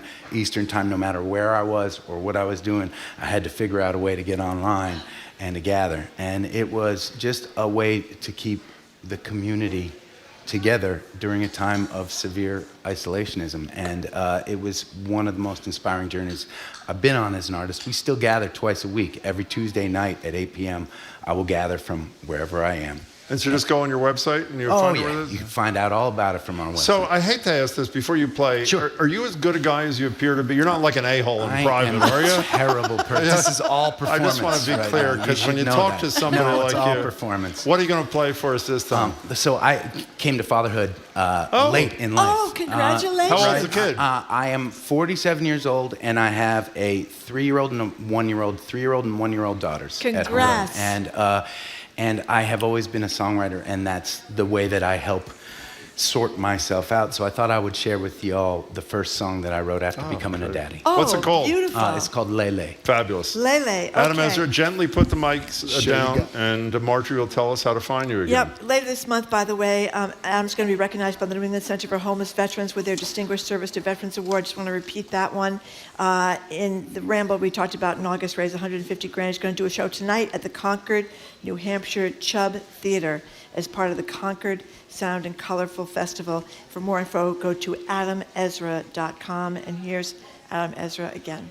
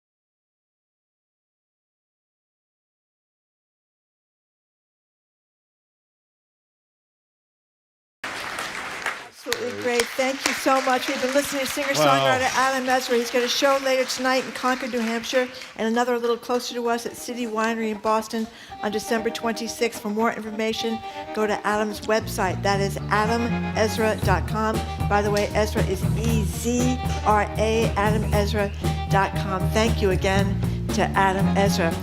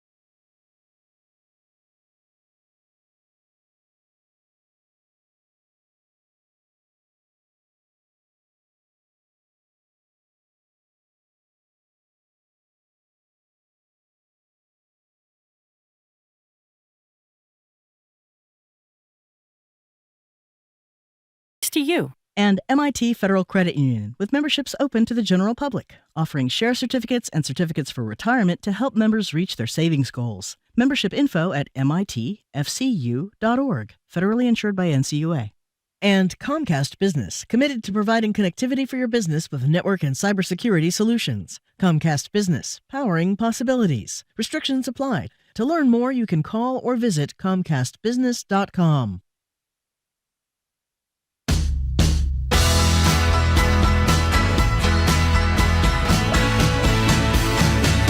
Welcome back to Boston Public Radio. Jim Browdy, Marjorie Egan, live at the Boston Public Library, streaming at youtube.com/GBH News. If you watch the one and only presidential debate between Donald Trump and Kamala Harris, you've made it almost to the end without even hearing about one of the biggest threats to our planet, climate change. Here's what Harris had to say at that debate. And I am proud that as Vice President over the last 4 years, we have invested $1 trillion in a clean energy economy, while we have also increased domestic gas production to historic levels. We have created over 800,000 new manufacturing jobs while I have been Vice President. We have invested in clean energy to the point that we are opening up factories around the world. Donald Trump said he was going to create manufacturing jobs. He lost manufacturing jobs. And speaking of Donald Trump, here is this sort of, I guess, non-answer answer. You know, Biden doesn't go after people because supposedly China paid him millions of dollars. He's afraid to do it. Between him and his son, they get all this money from Ukraine. They get all this money from all of these different countries. And then you wonder, why is he so loyal to this one, that one, Ukraine, China? Why is he? Why did he get $3.5 million from the mayor of Moscow's wife? Why did she pay him $3.5 million? This is a crooked administration, and they're selling our country down the tubes. Let me be clear. That was the answer of the climate denier to the question about climate at the first debate. Here to help us make sense of the climate implications of the election is Gina McCarthy. Gina served as the first ever White House National Climate Advisor in the Biden administration. She was the administrator of the Environmental Protection Agency in the Obama administration. And joining us is Johanna Neumann. She's the senior director for the campaign for 100% renewable energy at Environment America. Johanna, it's great to meet you. And Gina, it's great to see you. Thanks for being here. You too. Yes, thank you so much for coming in. So, Gina, let's start with you. What is at stake vis-a-vis the climate going forward in this election? We just got a taste of it. Everything. I think first and foremost, our democracy is at stake. You know, look, you have to listen to what Trump says, unfortunately. Because he's saying exactly what he thinks, which is he's going to only accept the results of this election if he wins it. He doesn't have any interest in accepting that climate is a reality or taking any significant steps to stop it. Instead, he's made a pledge to dismantle all these crazy public servants in Washington like scientists. He's going to dismantle the Department of Energy because it's too pesky, right? It would get in his way. So he's all about how do I frame the world how does he frame the world in his vision, and not want to recognize the threat that climate change poses, which is an existential threat. And so we have to pay attention to what he says, and we have to pay attention to all of his minions like the Heritage Foundation with Project 2025, which if you read it, it is like a nightmare. What's it saying in this field specifically, Gina McCarthy? Well, it's basically saying that they have to dismantle all of the agencies. They have to get rid of them. They have to get rid of the public servants. They have to deny climate change. They actually are extreme enough that they are looking to put about 20,000 people have clicked in to Project 2025 to say that they want to take the place of public servants at EPA, at the Department of Energy, ridiculously at the FDA. We are really talking about their ability to transform democracy to their liking. So let's break it down. You've worked in New England, you've worked obviously in Massachusetts, Johanna. What's the impact of either candidate winning come November? Well, it won't be November 5th, whenever the winner is declared.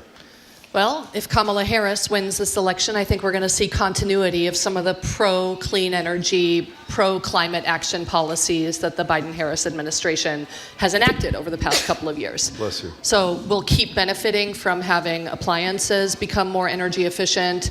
Homeowners will keep benefiting from tax credits that will help them install rooftop solar or battery storage in their garage.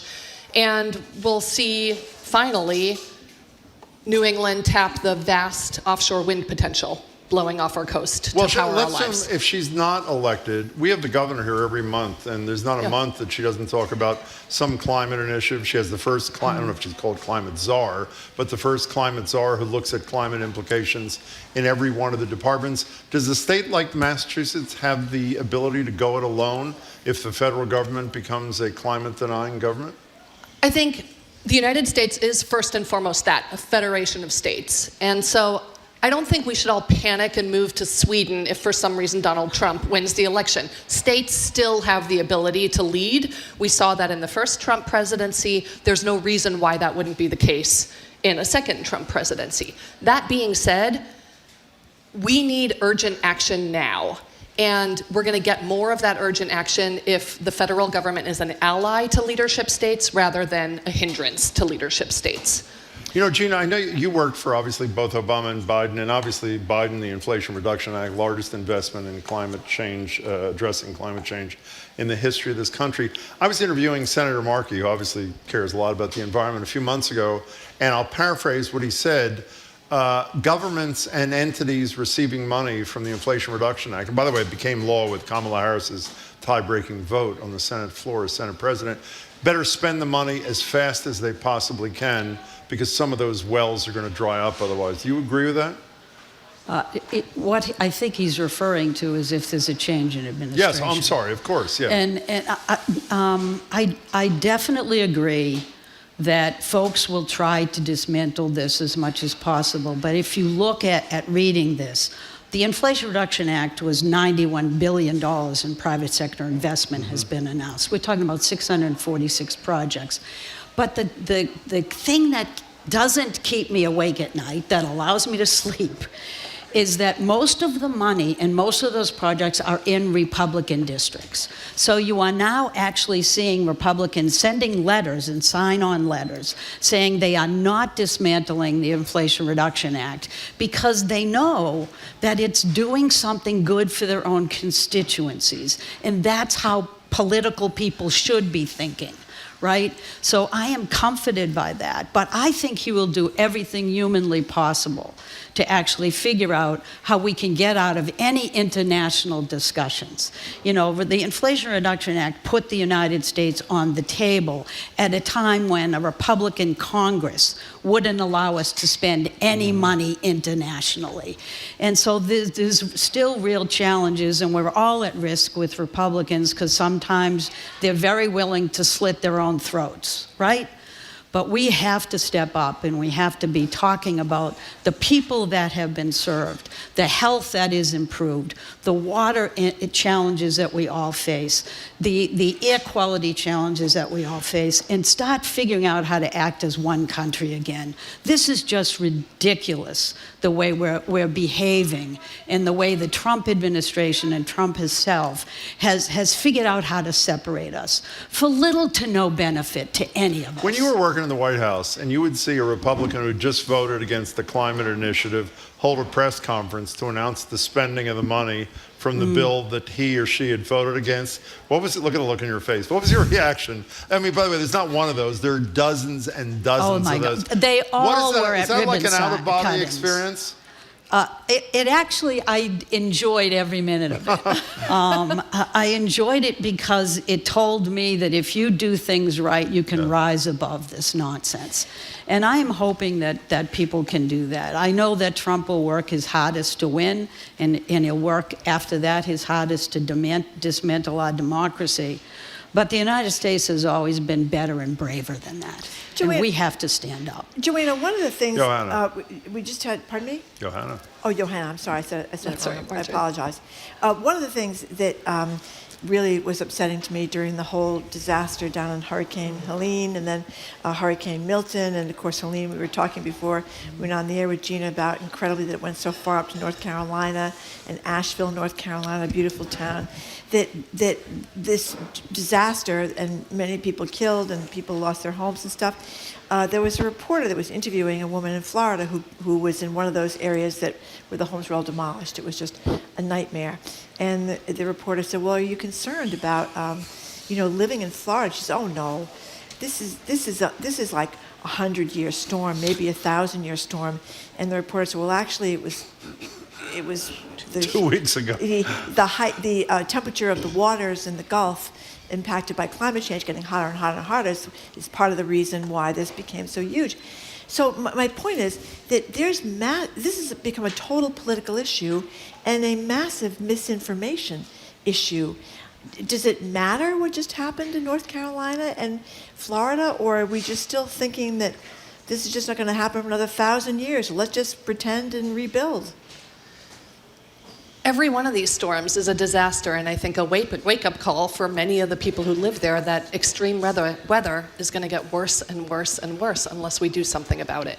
The challenge is that solving the problem of climate change is steps removed from the impacts, and so it can be hard to connect the dots between turning on the light switch, knowing that whether that energy comes from coal, knowing that emits carbon pollution into the atmosphere, and knowing that carbon pollution leads to warmer temperatures, which warms the ocean, which leads to stronger hurricanes, right? There are too many threads there, and it's too complex. I think part of the reason why it's important to think about clean energy in a separate bucket from climate change is that there are non-climate benefits to adopting clean energy, like clean air, clean water, lower utility bills, self-reliance in the face of extreme weather. I've heard stories of folks who have had solar and storage in the Appalachian Mountains around Asheville, and they've been resiliency hubs for their neighbors where they've been able to charge their phone and keep those lifelines open. And it's because they're harvesting the power of the sun and storing it for later with their battery packs. You're a big solar person, I know, and a wind person, and I'd like to think we are too. But when we had the president of Vineyard Wind here literally days before the turbine disassembled or whatever. Since we enter an era of government by anecdote, for lack of a better expression, does something like that do damage short or maybe even long term to the public embrace of alternative energy, or are most people able to realize that's an aberration and we move forward? Not what you want it to be. What is it? I think there's no doubt that when you have shrapnel from a wind turbine washing up on coasts of Nantucket and closing those beaches, it sends a cooling signal to offshore wind. That being said, the wind is going to keep blowing. And it is a vast renewable energy source that we're going to need to tap. So we got to clean up that shrapnel. We got to make sure we hold those companies accountable so it doesn't happen again. Yeah. But it's a heck of a lot better than an oil spill, Jim. We're talking to Johanna Neumann from Environment America and Gina McCarthy, who was both the head of the EPA and the first ever White House National Climate Advisor, and that was in the Biden administration. Did you want to say something before I ask you a question? No, it's okay. I guess the only thing I was going to say is you're exactly right. But if you look at this internationally and even in the United States, renewable energy is it. We are transforming to electricity to actually govern our energy. I am not seeing any diminishment in terms of the enthusiasm for solar and wind anywhere in the United States and frankly internationally. That is beating out any concept. How about electric of cars, because we don't have enough chargers, Gina McCarthy? You know, we do have to get the chargers. Some of them are there and they're not even hooked up. It drives me a little bit bonkers. Maybe more than I already am. Did Kamala Harris, changing her position on fracking, which she did, in my opinion, regardless of what, did that cause you heartache or no? No, I just want her to win. That's about the bottom line. And I think one of the things to remember is that she has not, and I think consciously, her campaign has not focused tremendously on climate. And so people come up and tell me why. Well, they're focused on her discussion of renewable energy. They're focused on all of the things that underpin and are the benefits that you're talking about. Human benefits of saving money, building in communities that have been left behind. Those are all part of the benefits of climate. So while she may have decided that climate is not a winning argument for her to land on, she's saying everything under it that makes you realize that she's looking at the same future in the world that we're trying to have. But Johanna, at the same time, I figured because Pennsylvania makes a lot of money on fracking and she apparently needs to win Pennsylvania to win the presidency, that was what the flip-flop was about on fracking. But I have also read that that's not great, but it's not going to undermine bigger climate initiatives. Right. Is that right? We're at an interesting moment where renewable energy is growing faster than it ever has before and is providing more energy than it ever has before. And we're also extracting more fossil fuels than we ever has before as a country. The Biden administration has done under the Biden administration more than anybody. So I think there's a problem with the environmental movement as a whole in the sense that we are not as strong as we need to be to create a mandate for a livable future. I think until public sentiment demands stopping burning fossil fuels and demands clean air and demands clean water, our leaders aren't going to lead. Well, except there is one fairly powerful body that doesn't give a damn what the American public wants, and they're there for life, the Supreme Court of the United States. And regardless of who the next president is, I think it's fair to say you both think that on the climate front and more, Trump would be a disaster. Even if Kamala Harris is the next president of the United States, there's a Supreme Court until some temporary act on Wednesday where they said, okay, the EPA can curb pollution at power plants around coal, at least for now. We know what they did on water pollution. We know what they did on air pollution. They are not where the American public is. So you're an optimistic soul, and then I know you are. How can you be optimistic with 50-year-old nominees, confirmed appointments from Trump who are going to be there for 30 years? Well, first of all, I do remain very hopeful. Do I like now the complexion of the Supreme Court? No, of course I don't. And it is a challenge. And will EPA be able to get through some of that in the regulatory arena? They're really smart. And I think that they can actually craft regulations that will be very meaningful. But don't forget that regulations aren't the only thing right now that's driving this change. This change is being driven by human beings who want clean energy, who recognize that fossil fuels has been the contributor to millions and millions of deaths every year. And it benefits them in their pocketbooks. So this has all been framed out, I think, in a way that really shows that the United States of America can step up. And if you look at this internationally, by far, the biggest driver of change internationally is actually renewable energy. Yeah. So let's not dwell on what 3 nasty Supreme Court justices might do. I want to have your attitude when I grow up, Gina McCarthy. But man, let's just stay the course, move forward, get excited, stay hopeful, work together. We can do this. She just announced her candidacy for the presidency in 2028. Yeah. Gina McCarthy, local kid. I'm sorry, go ahead, Marjorie. Johanna Neumann, I wanted to ask you about Massachusetts. The House and Senate up at the State House announced this bill on Thursday on climate crisis, addressing climate crisis, clean energy production will be incentivized and stuff.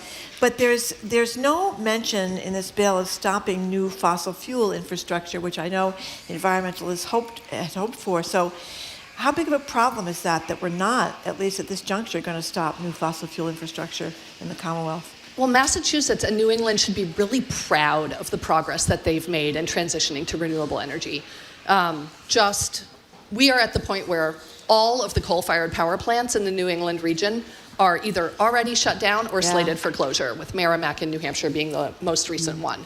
That's a testament to the work that we've done in the past, and we're definitely seeing renewable energy grow as well. I think this legislation that Chairman Barrett and Chairman Roy will be unveiling soon, we haven't actually seen the language of the bill, is going to take some really positive steps in the right direction by accelerating the growth of renewable energy in the Commonwealth, encouraging EV infrastructure, extending the contract lengths for offshore wind procurement in hopes of making it more affordable. So there's a lot to like there. There's going to be more that needs to be done, but the way that you win a marathon is with the accumulation of many steps, and we need them to take this step, solidify this bill, and then move forward. I'm sorry, you go ahead. Well, I was going to ask Gina McCarthy a very important question. We only have a minute, but when you were the head of the EPA, I wonder if you decided that you were going to do some cloud seeding and aim some hurricanes or tornadoes at Republican districts to get rid of those voters. I did my best. You did. I mean, that is one of the things. You should explain why you're saying saying that's about misinformation. Marjorie Taylor Greene is talking about this, and she's kind of out there, but she did, and she's powerful, and down in Congress, talked about this, that these hurricanes were orchestrated by the Democrats. How cool would that be? Right? I could do little mini tornadoes where I wanted them.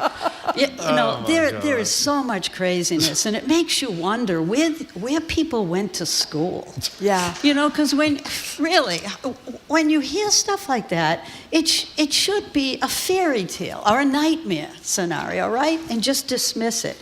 And it's challenging right now because there's so much disinformation.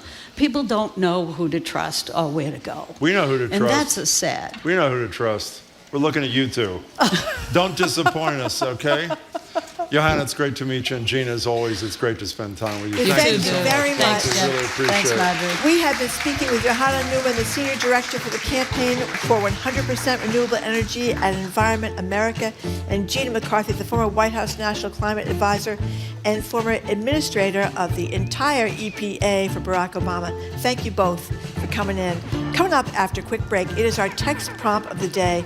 We want to hear your thoughts on the moral authority of the Catholic Church after their Al Smith dinner last night featured as its headliner a tax cheat, convicted felon, sexual abuser, guy who had sex with a porn star, a cavorter who wants to put poor migrants in internment camps. That, of course, would be Donald Trump. You're listening to Boston Public Radio, 89.7 GBH, live from the Boston Public Library.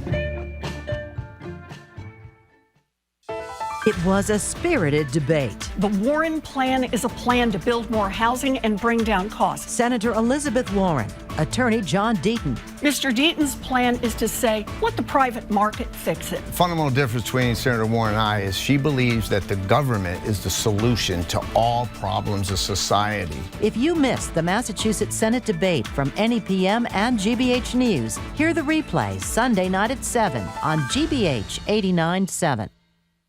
Support for our programs comes from you. And the Newberry of Brookline, a Kisco signature community located on nearly 4 acres in Fisher Hill and providing independent, assisted, and memory care residences. Opening this fall. Learn more at lifeatthenewberry.com.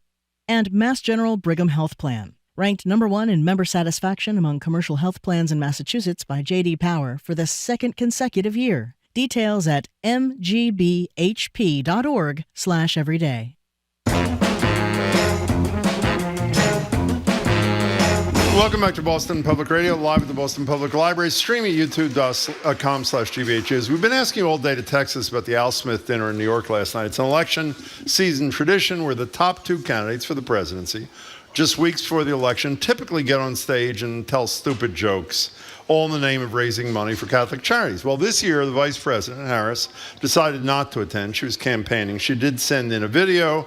Donald Trump was there in person. Our question for you is the moral authority of the church compromised when a guy who is a convicted felon, who is found civilly to be a sexual abuser, is their moral authority compromised when that's your headliner?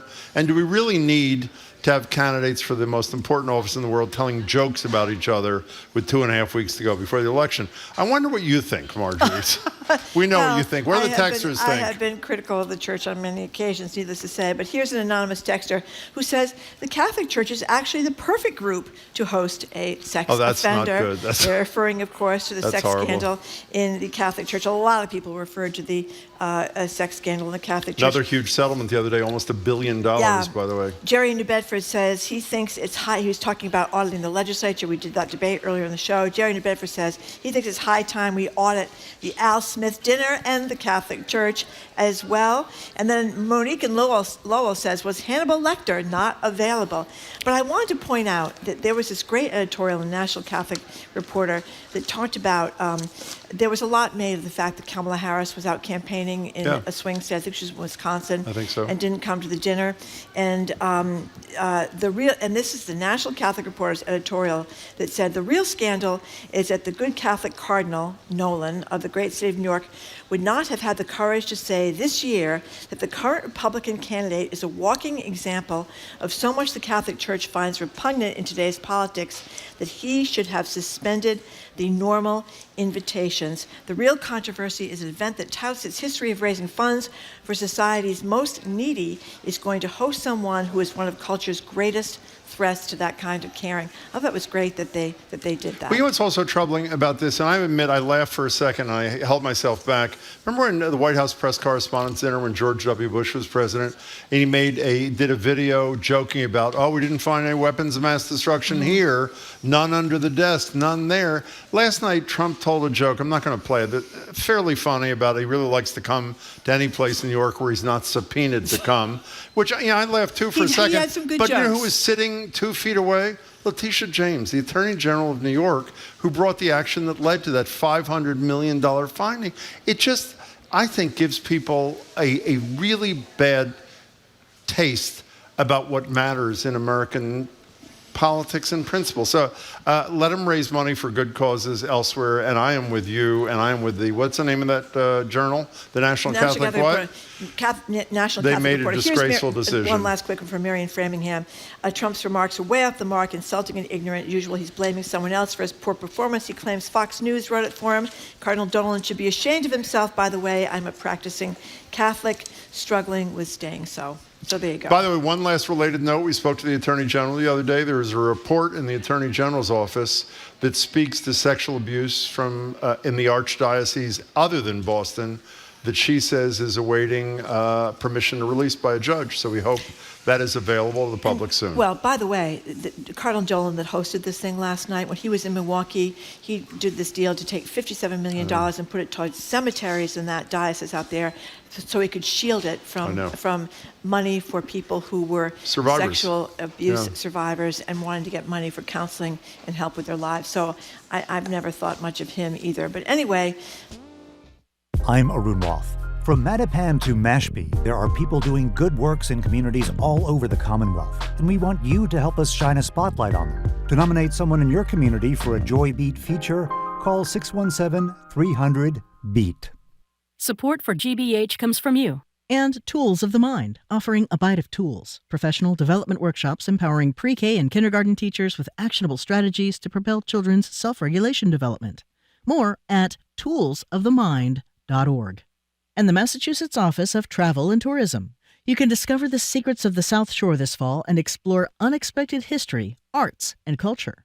More information at cplymouth.com/secrets. Trusted, local, news. You're listening to 89.7 WGBH, HD1 Boston, online at gbhnews.org. GBH News with NPR. What matters to you? I'm Jim Brady, head on Hour 3 of Boston Public Radio, live from the Boston Public Library. Fabulous comedian, actress, author Jenny Slate is back on Boston Public Radio today. She has a new book out next week called Life Form. Radio 89.7 GBH.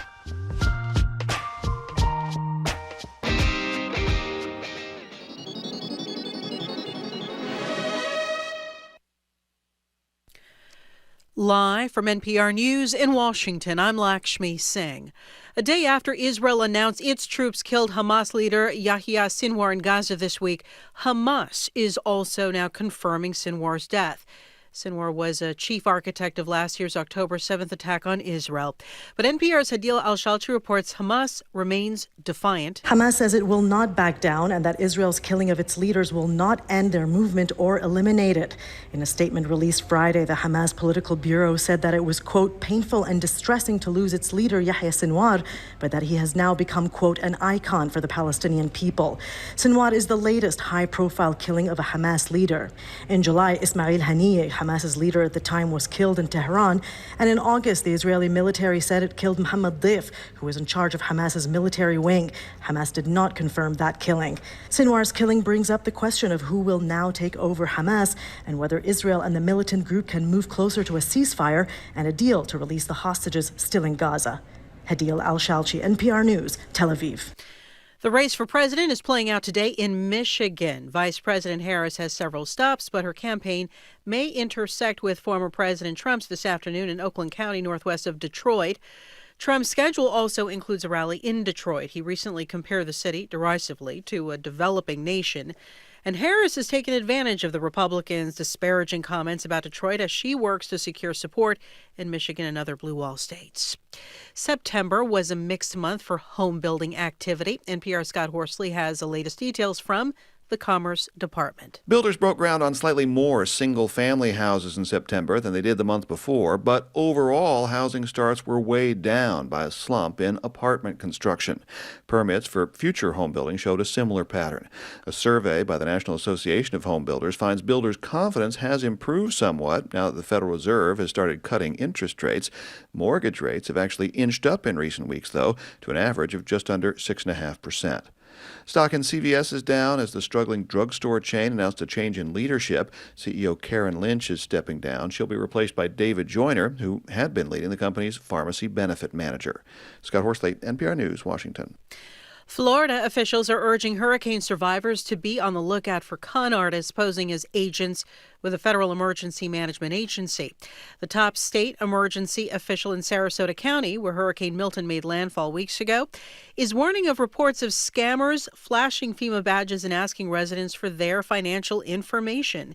People are being advised to never give out their banking details or other sensitive data, and anyone seeking assistance is being directed to FEMA's online system. The Dow is up 26 points at 43,267. It's NPR News. Good afternoon. With the latest from the GBH Newsroom, I'm Henry Santoro. Some Massachusetts utility companies, in partnership with state agencies, have agreed to a system that will automatically reduce electricity and natural gas rates for families receiving certain kinds of state aid. The Telegram and Gazette reports that their bills would be based on income regardless of how much power they use. Massachusetts already has a system that gives breaks to some customers, but you have to ask for them. Massachusetts Governor Maura Healey says hundreds of thousands of families will benefit from this new plan. And rowers are already on the water as the Head of the Charles gets underway in Boston and Cambridge today. The three-day event on the Charles River includes some 12,000 participants from more than 40 countries in what is the largest rowing competition in the world. Blair Crawford is head of the Charles, COO. He says the 3-mile course offers plenty of space for spectators to bring a picnic for what's expected to be a beautiful weekend. Unlike last year, it's going to be just a wonderful weekend. I mean, unseasonably warm. So we're really excited to be welcoming athletes of all ages. Our youngest competitor is 10 years old. Our oldest competitor is 92. It's going to be just a wonderful celebration of our sport. Crawford recommends walking or taking public transit since parking is extremely limited over along the Charles. And you know how to make a rowboat look younger? Boat talks. Sun, and more sun today. 60s today, 70s tomorrow, upper 70s on Monday. This is GBH News. Support for NPR comes from NPR stations. Other contributors include Schwab, with Schwab investing themes like artificial intelligence, renewable energy, or pet passion. Over 40 themes to invest in. Learn more at schwab.com. And the Doris Duke Foundation.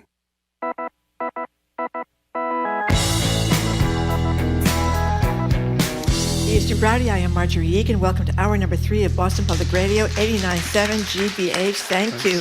Broadcasting live from the Boston Public Library and streaming at youtube.com/GBH News. Hello again, Jim. Hello again, Marjorie. We're joined now via Zoom by comedian, actor, author, and pride of some parts of Massachusetts, Jenny Slate. Jenny is out with her second book of essays. It's fabulous. It's called Life Form. She's currently also on her 8-city, I don't know if it's called a book tour, but her Life Form tour. It stops in Boston at the Wilbur Theater next Wednesday, October 23rd, with a conversation moderated by BUR's Amiko Tamagawa. For information and tickets, you go to thewilbur.com or thejennyslate.com. The Jenny Slate, it's great to see you again. How are you? Hi, thanks for having me back. I'm okay. Well, good. Thank you so much for joining us again, Jenny Slate. So tell us about Life Form. Should I just read the whole book starting now? How much time? Yeah, that'd be good. Yeah. I'm sure you have like 8 hours or so, especially because we're live. Yeah, you got it. Life Form is my second book of. They're not really essays; they're small pieces.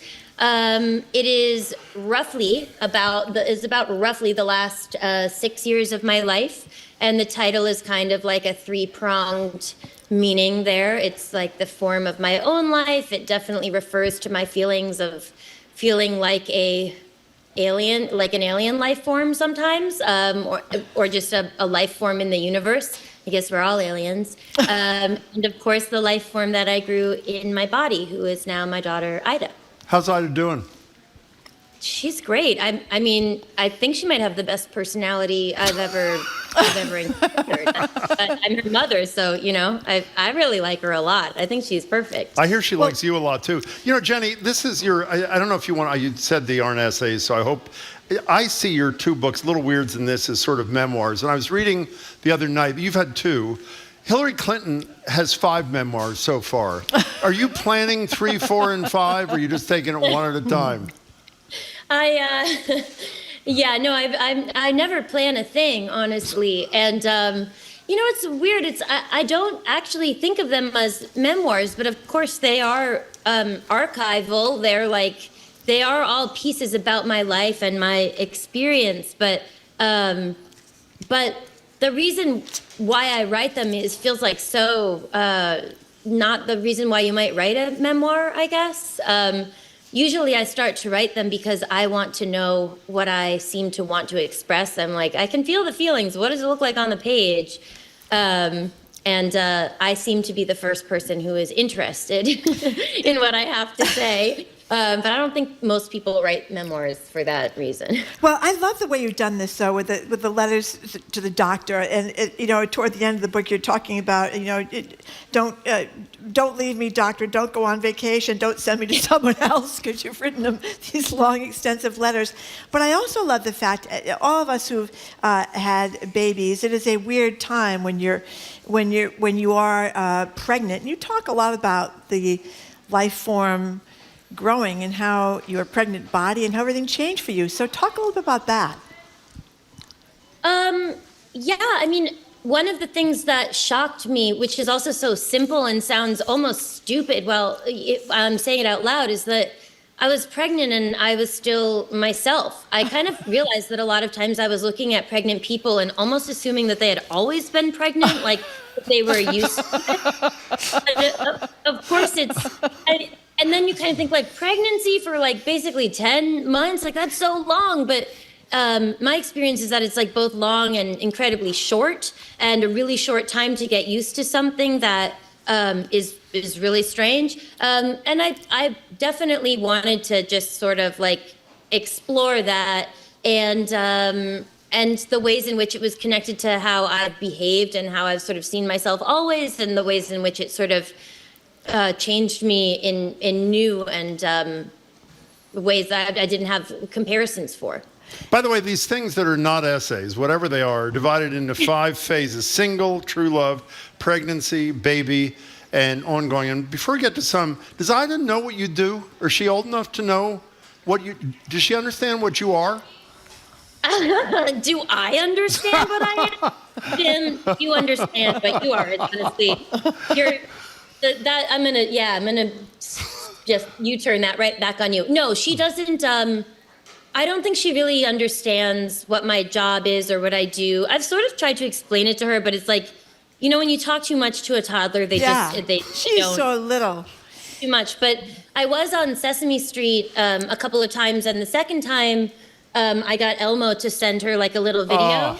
And I believe I said like, "Hi, Ida, I'm at work. This is Elmo, this is Grover." And she did tell a few people that I work with Elmo. There you go. That's pretty great. There you go. That's pretty great. We're talking with Jenny Slate. The book is Life Form. The other thing that really resonated with me, because I get some kids too, is the horrible realization that I think mothers make when they arrive at the hospital and realize they're going to have to birth this baby alone. They have to do it themselves. Yeah. You wrote wonderfully about that. Well, thank you. Yeah, there's a simultaneous thing that can happen, and of course everybody's experience is different. But for me, I had such my partner was there, and I had all of the things that I wanted to have, and the epidural and the doctors and like the setup that I wanted. But there was also a sense, neither positive nor negative, but maybe just essential, that like, oh, but I am alone. Like nobody can be inside my body. I can't really make my body do anything that it's not going to do. I am singular, which is also a great chance to kind of like grab at the intense courage that you have in that moment when you are at once like connected to everyone, and like the idea of like bringing life forth, but also you are alone. You are alone. Yeah. And I talked about that a little bit in my last stand-up special. Yes. But I guess I wasn't done talking about it. Well, it's so scary because the doctor can't do it for you. Your husband or partner can't do it for you. The baby can't do it for you. You gotta do it, and it's kind of shocking that you're kind of expected to perform this incredible feat of endurance and discomfort. Yeah, it is. There's no stopping it once it starts, and I'm not like a big fan of roller coasters. Yeah. Not because of the upside downs and the drops, but more I don't love being like strapped into stuff. I'm like, I want to get off. Like, and this was really seeing it through is a big point of pride, I guess, just because it was so gigantic and such a huge undertaking. By the way, that's the voice of Jenny Slate. She's going to be at the Wilbur next Wednesday night. Wilbur, open the door. Thank you, Jim. That's my one imitation, which I know is horrible. The book is coming out the day before, right? You're there Wednesday. The book is Tuesday. Am I right about that? That is correct. Okay. So would it surprise you that my favorite, what are the essays that are not essays called again? What'd you call them? What are they? I call them pieces. Well, okay, fine. My favorite piece will not surprise you is about a man. Will that surprise you? Probably not, correct? I don't know. It depends on what one you're. I mean, there's lots Peter of. Venkman. Who is Peter Venkman? Who is Peter Venkman? Tell people, for those who don't, it's my favorite piece in the thing. Who is he? Peter Venkman is a character from Ghostbusters. He's played by the legendary actor Bill Murray. Okay, so could you tell a little bit of the, if you could tell a little piece of this story, including, you go to a drive-in, which drive-in was it, by the way? You know what? I can't remember. I all I remember is that it was like an hour and a half away, and this was, during the summer of 2020, when drive-ins became so important again. But I don't remember where it was. Okay, so before we get into your flip-flop, if I may say it, on Peter Venkman, I think for very good reasons, by the way, could you describe your positioning? You were pregnant at the time. This is in the pregnancy phase. Could you describe, if you recall, how you position yourself on your way to and at the drive-in and what concerns you had about the position? Do you remember that? Oh, sure. Yes, of course. So I was really pregnant, and it can be hard generally to just like sit, for a while in a certain position. And basically in the car, I positioned myself so that like my feet were kind of up on the windshield. Like I was like kind of leaning back and my feet were up on the windshield. And then I got nervous that I was pressing too hard on the windshield. And I talk about how like I was afraid that I would like just like bust the windshield off, like the glass of the windshield, and that then our car would be ruined and we'd have to get home another way, which would be really hard to do just during a plague. Like no one's going to pick you up and put you in their car. But that I feel like I'm strong only when in the context of causing a catastrophe. But when assessing my strength, I feel like I'm not even strong enough to like carry a flat of 24 seltzers, So are you okay? I want people to buy the book, but can you explain to people, is it okay to say you flipped on Ghostbusters and Peter Venkman? You had sort of an epiphany when you saw it at the drive-in. Do you mind describing that to us? Sure. And like the piece is sort of a layered piece, but basically like I love Ghostbusters. It's one of my favorite movies. It always will be. But this was maybe, and I've seen it a bazillion times, but sitting there this time, and sort of holding my hands on my abdomen with my little daughter growing inside, suddenly I just was so freaked out by one of the first jokes of the movie, which is the character of Peter Venkman trying to fool his female student into like liking him and like probably having sex with him is like the undertone, and how messed up that is. And how not funny it is, even though like I've always thought it was funny. And it's also a comment on like, oh wait, what structures am I bringing this baby into, and what is hidden in humor, and like what is out there, and what is my responsibility, and what can I do, and what can I do starting right now. And it's about watching the movie and how some of the jokes don't hold up, even though generally the movie to me is excellent. And it's sort of a piece about like who to be when you take a good look at your world and get information that you aren't expecting. You going to see it again or no? Oh yeah, I'll watch Ghostbusters forever. I love that movie. I just like that's a really weird part, and it wouldn't be in a movie now at all.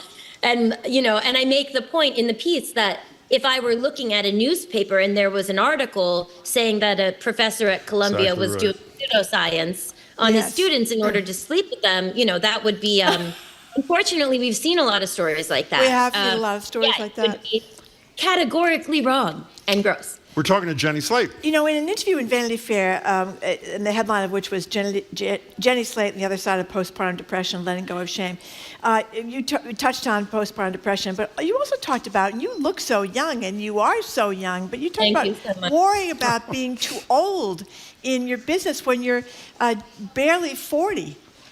Yeah, no, I don't worry about it now, but I think that when I was headed towards 40, I was really aware of the messaging that we get, which is like, something changes at 40. Like, you're not young at 40, which doesn't make any sense to me now. And I'm 42, and I feel very fresh and beautiful, and honestly, like, not very different than 30. But there's a whole industry around, making a lot of people feel like the more their life goes on, the less worth they have. And so they should, buy a bunch of stuff and buy a bunch of weird propaganda. That's not fair and not good. But anyway, I think I was up against that. And especially when I was newly pregnant, and, the entertainment industry historically not super kind to people who are not the ingenue, although also historically very unkind to the ingenues as well. It's brutal. I actually think my biggest fear was the idea that, which I think is true, which is like, there aren't that many good parts. People don't really write stuff for, women as they age. And part of that can be remedied by me writing my own stuff. But part of that is just heartbreaking, because I love being an actor and I don't want less. And I don't even feel like I've gotten enough yet. So yeah. I was scared, but I'm definitely on the other side of that with a whole new and much better set of feelings. We're talking to Jenny Slate. Her latest is Lifeform. It's the second in her series of 5 memoirs, 3 more to be published soon in the future. What do you do at the Wilbur? I mean, I called it a book tour. I don't even know if that's proper. What are you doing when you're on stage with the book, with your college? What's happening on the stage? Yeah, that's totally proper. It's a book tour. It's just kind of like me style, I guess. So I like to describe it as it feels like a combination between watching an alien spacecraft land down and also getting a sound bath. Basically what happens is I read to the audience while a harpist plays. No. And I do. And it's I think a very beautiful experience. It's also very funny, because I can't help but try to make people laugh, and I enjoy joy. I think a lot of people like feeling good, so I read the pieces while the harpist plays, and many feelings are felt. And then the moderators in each city, they come out and we do a Q&A, and then the audience asks me questions. And I will say, I did this kind of thing for my first tour, and it was an incredible experience for me. It was really wonderful, because the pressure of stand-up is off. It sort of feels more like a recital for me, and the material is really, really personal. So I like that. But I'll also say it's, leading up to Election Day, there's sort of of course, a frenzy. What can we do? What can we do? How can we get people to vote? And all of this. But I also want to just kind of contribute to helping people gather up in a community and feel cared for. That's great. So I think I'm trying to offer that as well. One of the things I really like about your writing is thinking about things that I should have thought about myself, and I didn't really think about myself, as you have. And one of them that I really loved was Blessings from the Dishwasher, how you and the dishwasher take turns being full and empty, and you're in the kitchen. Tell us a little bit about that phase, that little vignette. Yeah, so that's a piece that I wrote that is me really over-identifying with my dishwasher. But I think that the center of that piece is about being a creative person, being a professional person, even if you're not creative, and also finding yourself the type of person who really cannot work in your house unless everything is in order, and how doing all of that sort of tidying and work in the kitchen, especially I think if you identify as female, you can get to this place where you're like, oh man, I'm a woman in the kitchen. Like I'm in the place where they keep telling us to go. They haven't even let us be anywhere else. They just keep saying, get back into the kitchen. And I'm putting myself in the kitchen. And is it bad? And is this part of my process, or is it taking me away from my process? And what does it say about me if I enjoy like tidying and cooking and, like literally becoming horny about like wiping down the surface? I like things clean. Is that because I'm repressed and oppressed, or is it just like, this is what I'm like? And I basically land on like, I like the objects in my home. I like to think of them as tiny little deities, and that like I help them and they help me, and we're in a relationship. And it's like a creative infinity loop, and I'm leaving it there, and I'm going to do my work now. Before we leave the dishwasher topic, I would, Marjorie, correct me if I'm wrong, the most impassioned call-ins and texts we've gotten in the last year have not been about Trump and Harris.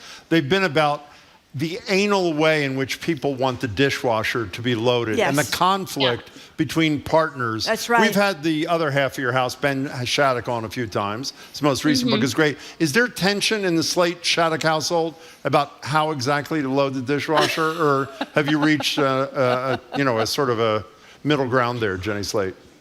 Well, yeah, I would like to go on the radio today and say there's no tension in our household. And tension, and we know everything is perfect. Basically, what happened was that like a year ago, my dad was like, "Oh, I put all the silverware, like I divide it in the little baskets in the little caddy by like fork, spoon, steak knife, whatever," and I just started doing that. And honestly, I told Ben about it one time, and I have never heard another word about it. Wow. He does. I really appreciate it. What a man. But the other thing is, if he doesn't do it, I just rearrange it and make, Exactly. certain times, like if it's not there, I can't be the person that's like, how hard is it to like put the spoons with the spoon? I just like, I don't want to do that. So, but usually I feel like he's doing it. No tension over the dishwasher. That's good. That's good. Yeah. We want to talk about that. Hey, before you go, you for a brief period of time were on Saturday Night Live. I'm sure you remember. You remember that? You do remember that, correct? I do. I have a vague memory. And so it's the 50th anniversary. What does it evoke? Any whatever in you? 50 years on, Jenny Slate? Oh, I mean, I watch it more than ever. I feel like the writing's really strong. I hope to go back and celebrate with everyone. At the end of it, like after all this time, the only appropriate thing to hold is like gratitude that I even got to see the inside of that place, and also like gratitude that I understand myself as someone who's really funny, deserves a career in comedy, but that's not where I should be. Well, wherever you are is pretty great. The new book is spectacular, It's Jenny. spectacular, and I love the fact that you talked about the dishwasher, because I think a lot of us have very involved relationships with our dishwashers, our dish towels, our sponges, our silverware, and so many millions of hours of our lives are spent with them. Are they not? Wow. Jenny Slate. Hey, Jenny, it's great to see you. Thank you so Good luck. much. Thank you. And can I just say hi to my friend Isabel? Hi, Isabel. Hi, Hello, Isabel. Hi, You say Isabel. hi, too. Jenny, it's great to see you. Say hi. Thank you We'll so see much. you soon. Bye. Be well. We've been Bye. speaking with comedian, actress, and author Jenny Slate. Her new book out next week is is great. Life Form. She's Great. stopping through Boston next Wednesday at the Wilbur. She'll talk with WBUR's Emiko Tamegoa at WBUR, of course. Jenny, thank you very much. Okay, after a quick break. Just a little over 2 weeks out from the election, it's political yard sign season across America, pitting neighbors against neighbors. Sometimes the police must be called, Jim. It's a battle to determine which candidates can claim front lawn space, and how upsetting is it to you when your next door neighbor puts up a huge sign for the person you want to lose, not to win. Call or text us next. How do you navigate the yard sign dilemma? You're listening to Boston Public Radio 89.7 GBH live from the Boston Public Library and streaming at youtube.com/GBH News.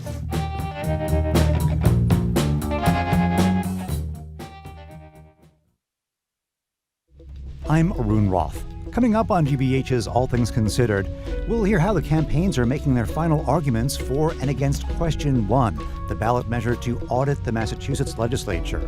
Today is day one of the Head of the Charles Regatta. This year, more than 11,000 rowers are expected to participate. And on this week's Joy Beat, a BIPOC community event in Roxbury celebrates the healing power of the arts in the wake of grief and trauma. Those stories coming up at 4 on GBH 89.7. Our programs are made possible thanks to you. And Cambridge Savings Bank, where they are committed to your financial well-being and community is at the core of everything they do. Cambridge Savings Bank, always you. More at cambridgesavings.com, member FDIC.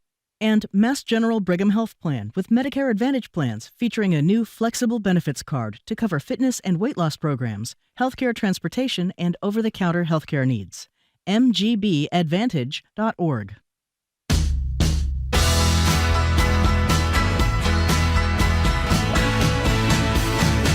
Welcome back to Boston Public Radio. Jim Browdy, Marge Regan, live at the Boston Public Library, streaming youtube.com/GBH News. 2 quick programming notes. We have now done all 5 debates, all 5 ballot questions you're confronting this election season in Massachusetts. The videos of all 5 of them are at gbhnews.org. We hope you'll check them out.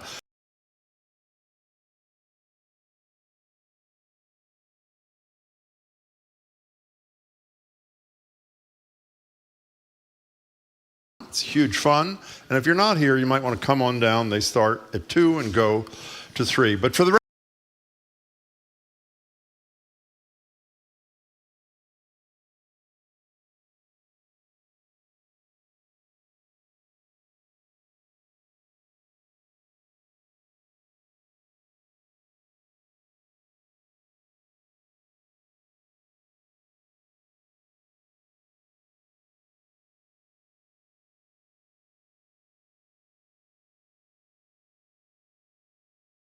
I love yard signs. Do you put lawn signs for local races too? For ballot questions? Have you had relationships with neighbors sour after they planted their political views for all to see right next to their garden gnomes and bird baths? Are you the sort of person to see a sign for somebody you don't like, I don't know, accidentally forget to take your doggy bag out on a morning walk? Are you a Trump supporter who managed to save big-time cash by keeping your 2020 sign? This is true, and just swapping out the PE of Pence with the VA for Vance. And this is a really good point that Jamie, I think, mentioned this morning. What? If you're in the process of buying a home, is it helpful to get a sense of who your neighbors really are beyond the picket fence by judging their sign, or in the case of Mrs. Alito, their flag game? So we want to know, again, lawn signs and you, 877-301-8970. Needless to say, we can't do lawn signs. It's in violation of our journalistic thing. Right. But where are you on the whole? I love the yard signs. I just love when we would drive to New Hampshire all the time. Every year we've spent a week there during primary week. Almost every lawn that you'd pass had a lawn sign. And it's great until it gets so polarizing and angry that it causes these deep divisions. But don't you love it too, or do you love it? All the lawn All signs those lawn everywhere? signs, yeah. Well, as long as they're not putting up people I don't like. Oh, there's one honest I don't woman. like it as much. They have a really funny story about these people in Arlington, Texas. I saw this. It's One great. lawn. I guess we presume there's 2 people living in the house at least. Exactly. And on one side of the lawn is the Harris Wall sign, and the other side of the lawn is the Trump Vance sign. So we don't know how those dinner time conversations are going. And then down in Dartmouth, Massachusetts, I guess things are getting a little bit out of hand. From the Dartmouth police said in their Facebook posts that there's been stolen signs. There have been heated threats between neighbors. It seems the election season has everyone feeling a little too passionate. Said the Dartmouth police Facebook post, there's no need to snatch signs or start a showdown with a neighbor who has different views. Channel that energy into the ballot box and let's all be adults and keep things peaceful. So apparently the police have been called into action down in Dartmouth. So wait, before you start reading text, I know there are not a lot of Trump signs in Brookline, but let's There make it are not. real. Let's assume there was one next to your house. Well, I mean, what am I going to do? Well, I'm just asking you. How would you feel? How do you feel about the people in the house? I think people know you're not a huge fan of Donald Trump. I'm not a huge fan of Donald Trump. Yes. I would, of course, never speak to them again. I mean, it's hard, right? I'm only kidding. By the way, I know somebody in Cambridge who shall remain unnamed, who's a fairly high-profile person, who in the middle of the night, in campaigns where he was helping other people, would drive around with a pickup truck and remove signs of the opposition, which, by the way, is in violation of law, which is why I won't tell you who it is. But there are a lot of people who do that kind of thing. And the line is that yard sides don't vote. You know, that's what you're supposed to say in political campaigns. But when you go in a particular jurisdiction and you are flooded with signs for one candidate or one side of a ballot question, I think it has an impact on people. It creates a feel. Oh, yeah. I think there's some value, and actually. sometimes they're predictive. I mean, Dorchester, West Roxbury, high voting areas in the city of Boston. And if you drive through those neighborhoods and you see tons of signs for somebody running for city council, it's a good indicator. Can I just say one last thing to reduce the stress, which I assume people have been following this election know that while Nebraska is a bright red state, there are two interesting things happening. One not relevant today. The relevant thing is not relevant is an independent may actually beat the Republican United States Senator, which is shocking. But more interesting, I assume people know that it's one of two states where electoral votes are also given based upon who wins a congressional district. And while Nebraska as a whole votes red in presidential elections, Omaha generally votes blue, and as a result, Harris campaign hopes it's going to win that electoral vote. Did you see what they do in that district? They only put a dot on a sign, I assume to reduce tensions. If you're supporting, in this case, Donald Trump, you have a sign on your lawn with a red dot on it. If you're supporting Kamala Harris, you have a sign on your lawn with a blue dot on it. How do you feel about that? Thank you. I really appreciate that. I don't know, Jim. How do you feel about that? I don't know. Okay, 877. I don't know either. We should mention one more thing before we get to the calls and texts. Down in Ohio, the sheriff who suggested that residents keep a list of anybody who had a Kamala Harris sign in their front lawn. He got in a little trouble over that, but he has now deleted his post suggesting that people take down names of people that have Harris. Can I tell you signs. one last thing? My favorite photograph I have two kids, and at the time I ran for city council, they were 4 and 6. 4 and 6? 4 and 6. Or maybe 5 and 7. My favorite photograph is of my younger kid holding a Jim Browdy for city council sign, and she's asleep as she's holding it. So she is literally rested with her eyes closed. Oh, that's a good one. That's a beautiful, beautiful thing. John in North Andover, thank you for calling. Hey, John. My other kid was away. Hey, thank you for having me guys on the phone. So it's kind of funny. So every day I drive to work up to the back roads of Parker, and there's these two houses. The first house had a bunch of Trump signs going. Beautiful house, such a shame. Covered in Trump signs, crazy propaganda. And now the neighbor, I feel so bad. Such an eyesore. They probably had enough of it. They're absolutely covering their house with parrots and wall signs. And I find it so funny because every morning I just drive by and you have, the one side and then the other side. And they just keep trying to one up their Hey, John, we have to let you go because the connection's hard. What town did you what say, town? That's John? great.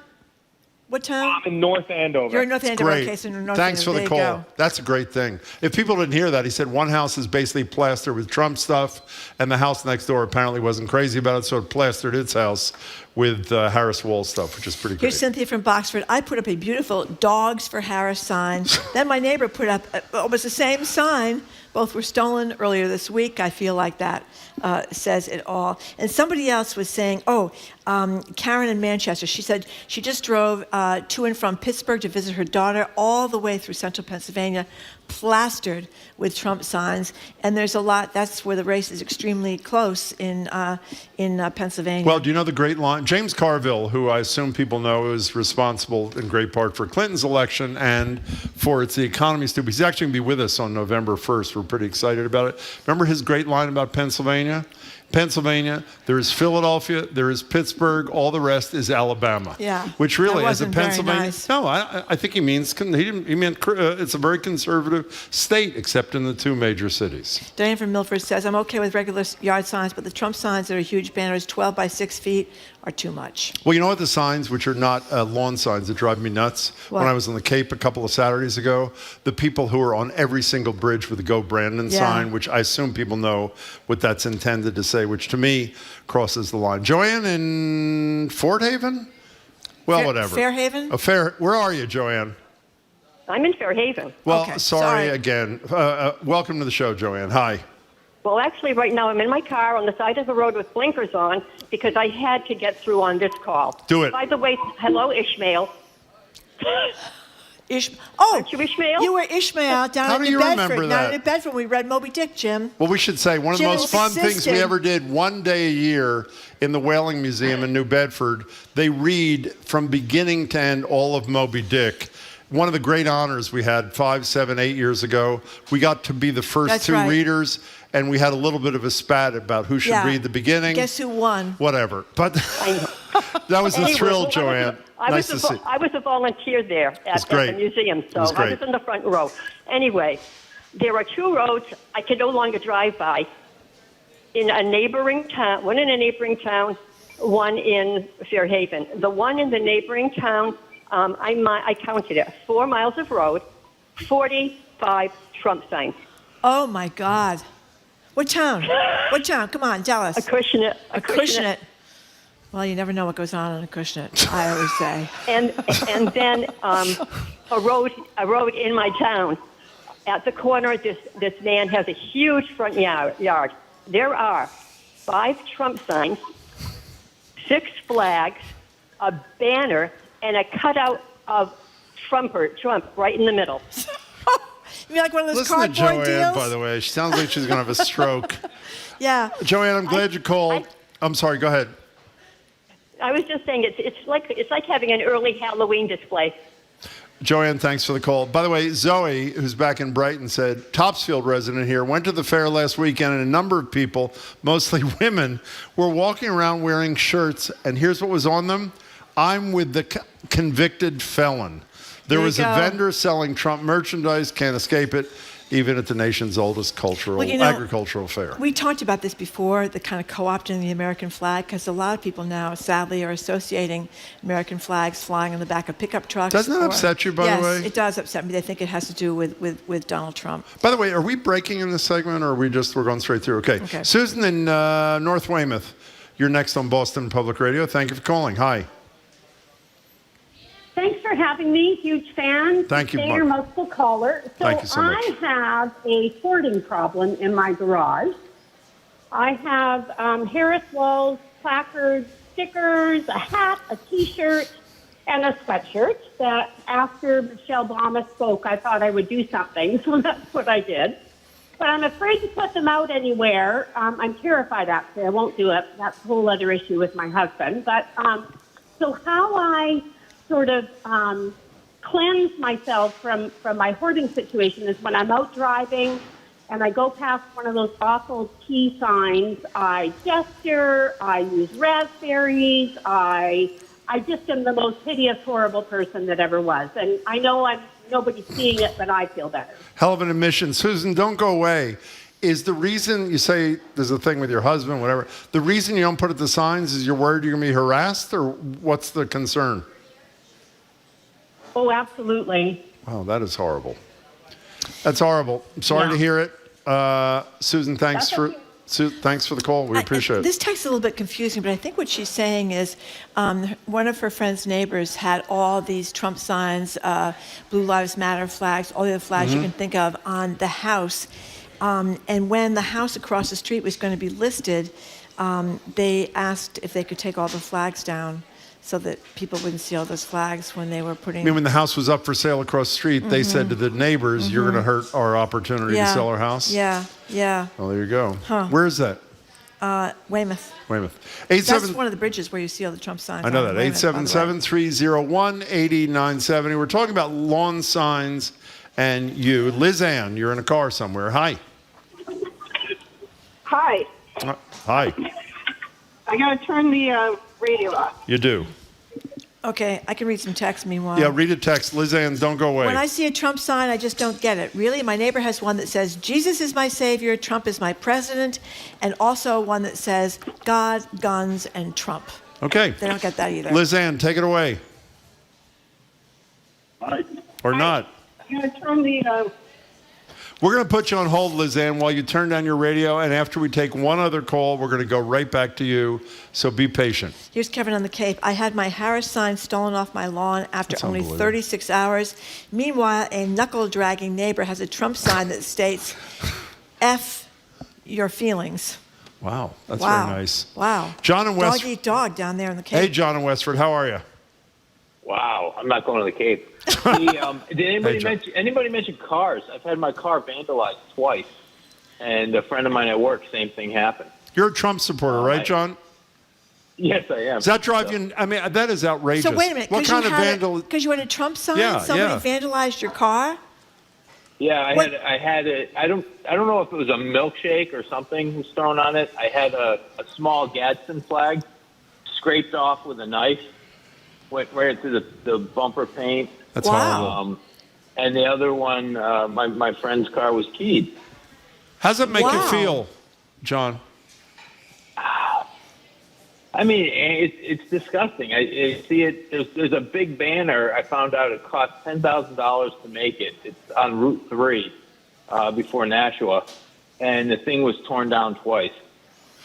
Well, I have to say, regardless of which side you're on, that's not good stuff. John, sorry it happened to you. Thanks. Good to hear from you as always. We appreciate it. 877-301-8097. You know what's the worst part of this thing is some people have expressed fear to put up a sign, worrying about what's going to happen to you if you express your political opinion. It's horrible. The idea that violence has become more and more acceptable speech. Yeah. My neighbor who hates me because I called him out for cutting down trees has a custom "More Healy, Not My Governor" sign on his lawn. And he says, I'm not sure whether he's protesting policy or he's a homophobe, but she has a transgender daughter and she's really sorry that they have to look at the sign every day. Let's go to Ellie in Leominster. Hi, Ellie. How are you? Hi, how are you guys? I think we're good. So I have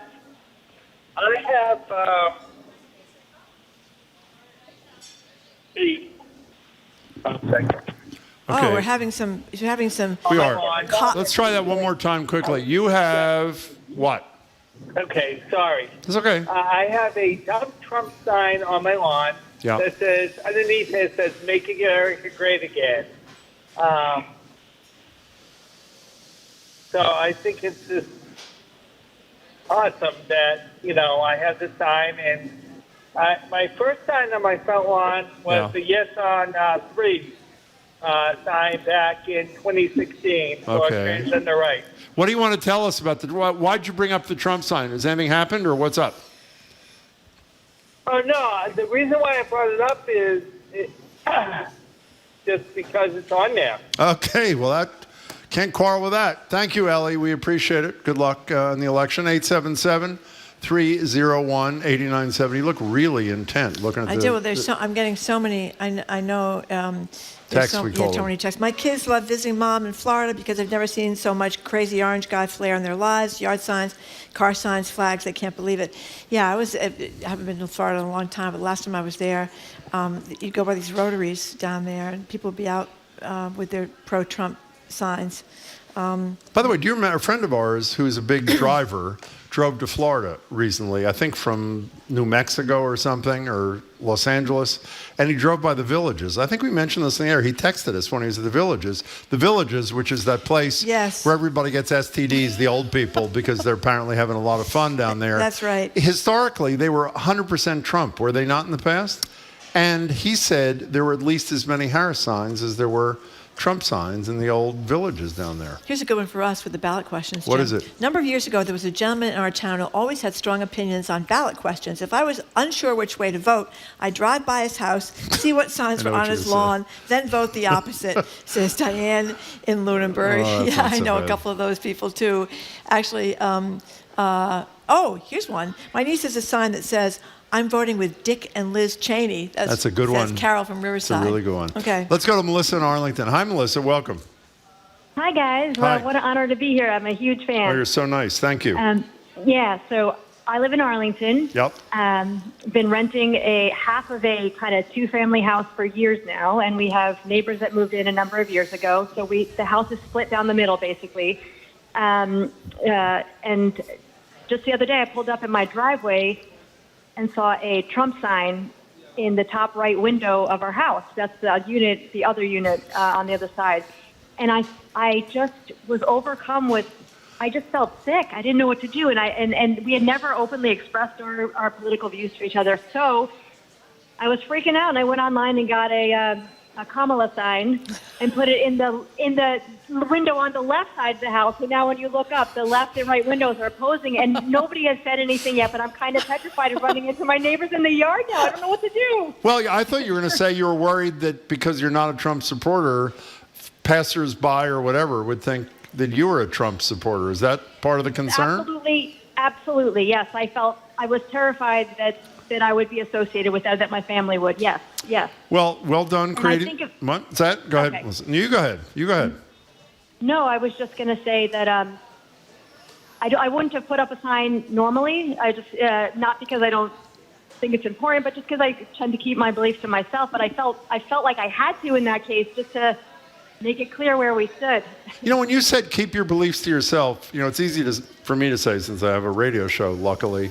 Doesn't it feel good, though, when you get to express how you feel about something that matters? Doesn't it feel good? Yeah, that got me in the gut so badly that I felt I had to stand up, and I feel still a little funny about it, but I know it was the right thing to do, absolutely. Melissa, take a photograph and send it to us at bprwgbh.org, your house, would you? I absolutely will. I'll send it. I'll be back home in a few, and I'll send it to you guys. We'd love that. Thanks, Melissa. We appreciate it. 877-301-8970. Here's one. We bought and put up 2 signs in 2 days. One was taken, so you had to have her husband attach the sign to a higher pole so people couldn't reach them so easily.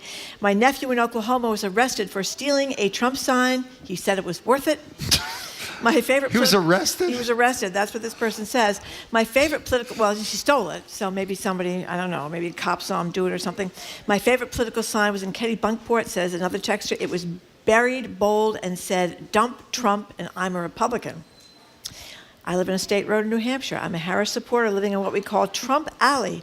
I do not post a sign because I have a home business. I deal with all the signs except one idiot has a large F. Biden sign out with all 4 letters spelled out. That's I want to stop and tell him Biden is no longer running for president. But I'd hate to be driving there with young children and have to explain that. That's pretty horrible. Let's go to Mark in a car. Hello, Mark. What's up? Hey there. Enthusiastic sustainer here. Thank you so much. Appreciate it. Oh, you're welcome. Jim, I can't agree with you on liking the signs. In fact, I don't understand any of these conversations. Why? If I'm driving by someone's house and they've got a big Trump flag or a Harris sign or whatever, it's like, I don't know who you are. It's like, why do I care who you're voting for? And I don't see the point of advertising that, especially like that bigly. Well, let me tell you, bigly. We haven't heard Trump say bigly since he was a candidate years ago. I don't know what happened to that. I would say there are 2 reasons, Mark. One is unproven, but I believe in, despite the line, that, as I mentioned before, the yard signs don't vote. I think a concentration of yard signs for people who are fence sitters in a neighborhood, I don't mean literal fence sitters, may have an impact. I have no research to prove that. The second thing is what I just said to the other woman.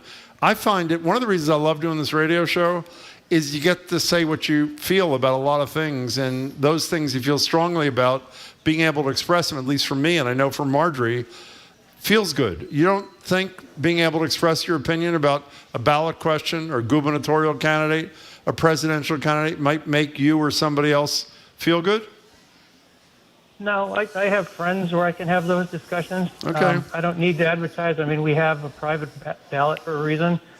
You mentioned New Hampshire earlier at the top of this, too. Yeah. So I'm up in northern New Hampshire a lot, and there are stretches of Route 16 where you'll see like 20 political signs on the side of the road, all different names, as if I'm supposed to be able to take in that information going 55 miles an hour. Well, you know what the beauty is, Mark, is you can ignore them. That's the other thing. It's not like a mandatory thing. So you're entitled to your opinion, obviously. I'm glad you expressed it. Mark, thank you very much for the call. Betty in Falmouth. While out walking, I saw a yard sign with "Make America Healthy Again," Trump, Vance, and Kennedy. And here's Chris from Rosendale. Over the years, I've become friendly with a neighbor who frequents the same convenience store, first-name basis now. I saw him driving his truck last week, though, with a massive Trump sign on the other side. Now at the convenience store, I pretend I don't see him. The pickup truck I rear-ended, I've said this in the air, but if people didn't hear or forgot, that I rear-ended right outside Mar-a-Lago when I was driving somebody else's car. You remember when I called into the show? Big Trump sign? It was a big Trump sign, and the guy was great to me. I actually did not think I would survive the encounter, but he was very sweet to me, and that was the end of the story. Well, I have a good friend in Florida who tragically just lost her house down in Florida in that hurricane. And she was telling me how, right before the January 6th insurrection, she said she had these neighbors, and they had cookouts, and they had a good time, and they were lovely, and there are people that, need some sugar, need some coffee, need some gas for the propane, whatever, lovely people. And they came over the day before the election, and they said, are you all set? Do you have anything you need for tomorrow? And my friend says, "What's tomorrow?" And tomorrow was the day that all the QAnon people were going to get have their come up, and she said she couldn't believe it. She knew these people; they seemed so normal, and they were total buyers of the QAnon. They thought Hillary Clinton. And they thought your friend would be too? No, they thought that there might be this massive whatever because it was the day that this QAnon prophecy was supposed to come true, and they thought they might be ready, that they would make sure they had their ammunition. Oh, was that the day that Trump was supposed to return to the White House? Yes, make sure they had their ammunition and they had their provisions for 2 weeks and all this kind of stuff. And she thought, oh my God, these people that we became friendly with, they think that Hillary Clinton is running a pedophile ring in the basement of a pizza joint in Washington. You know what that signifies? Time to move. Let's go. One more last really quick one. You have 30 seconds. Allison from Rhode Island, welcome to the show. Oh, hi. You guys are awesome, and thank you for taking my call. Thank you. I live in Rhode Island now, but when I lived in New Jersey, I ran for town council 3 times and won, and refused to put my own lawn sign on my lawn. Why? Well, because I hate them. I just hate them. Well, you should get together with a guy, Mark, in northern New Hampshire, and you two could really... Hey, Allison, we're glad you won, and thank you very much for your call. Where are you on yard signs? It's a form of art and expression, is it not? Hate them, obviously. Well, it indicates where we are. I have, in terms of election season, I have no problem with it. You don't? Well, that's not exactly a ringing endorsement. That's like a non-comment. Well, you don't love to see them, but hey, I actually don't care what you think about it. I just realized we haven't seen you. We haven't seen you since you were the star of the thing. Right. Yes. Give us 30 seconds on what that was like, and we'll talk more next week. Yeah, we're talking about the show Nassim, and I really think it was one of the most impactful events of my life. It was? Yeah. You were the first, right? I was. A couple people had gone before me. And Anthony Shalhoub a few days later, Keith Lockhart. Yep. You got to tell us more next week. I'd love to talk more about it. It was unbelievable. I began, and then 75 minutes later, it was over. And again, I had no idea what I was embarking upon when I walked out on that stage. You were on the stage for 75 minutes? 75 minutes, yeah. It was wild. God, that is horrifying. And it was the most impactful moments of your life? One of the most, absolutely. And gee, Jim. You were right there with the audience, and you felt it. It was really incredible. I had the exact same experience when I went to Nathan's in Coney Island for the first time. Changed my life. It did. Forever. I was in law school. What are you doing at, 2 o'clock on that show of yours? On the Culture Show. Culture Show. It's our week in review, of course, with Callie and Edgar. We're going to be we're talking a lot about balls in this city this week. Because there have been a lot of marketing mishaps this week. How'd you like to be that firm? They picked the name and the theme or whatever that thing is called. And I also couldn't figure out whom they were advertising for. I mean, I drove past it on the expressway, and I looked for the explainer. I never. Well, that's found always it. the problem if you see something and then, or even you see a compelling ad and you can't remember. So we'll be People talking don't about know. that. He'll explain it. What else? And Bath and Body Works has had a problem with some of their advertising and marketing. Boba Tea, the same thing. So we'll talk about all of that. We'll also talk about the death of Liam Payne and oh my God, yes, horrible. What some of the takeaways are from that and just how bereft people are with his death. And then we'll talk about the return of Victoria's Secret fashion show back after 6 years. Oh my God. Happiest, that changes life too, obviously. Is that it? We have other things too. Okay, well, fine. We'll be listening. Okay. 2 o'clock. The pandas are back. The pandas are back. I held a panda on my lap in a zoo in Beijing. When I was, it's true, on my lap. And I'm told I shouldn't have done it. I didn't know at the time. One of the most thrilling moments of my whole life. Unbelievable. We got to go. We'll be listening 2 o'clock live at the Boston Public Library. Callie, Edgar, and Jared for Week in Review indeed. right after the 2 o'clock news. Meanwhile, thanks for people that came down to the Thank Boston you all Public for coming. Library We to watch appreciate us it. today. You can keep up with us 24/7 wherever our podcast or check out our TikTok page. If you missed our ballot question debates, they are all available at youtube.com/GBH News. On Monday, we're going to be talking with former Boston Globe editor, now head of journalism at BU, Brian McGrory. Charlie Sennett from the Ground Truth Project. The Israelis got the head of Hamas. We're going to talk to him about that. We got a transit panel with Chris Dempsey and Bill Strauss and Harvard's Khalil Gibran Mohammed. We want to thank our crew, Zoe Matthews, Aidan Conley, Nicole Garcia, Hannah Loss, our engineer, John the Claw Parker, our executive producer, Jenny Bologna, our BPL team, Maddie Geyer, Bill Francis, Juan Jose Cadena, Olivia Kircio, and Sandra Lopez Burke, and our host at the Newsfeed Cafe and across the street at the Lenox Hotel. Stay tuned, as I said before, to the Culture Show's Week in Review right after the 2 o'clock news. Can I just say quickly, Bill Strauss? What's trending?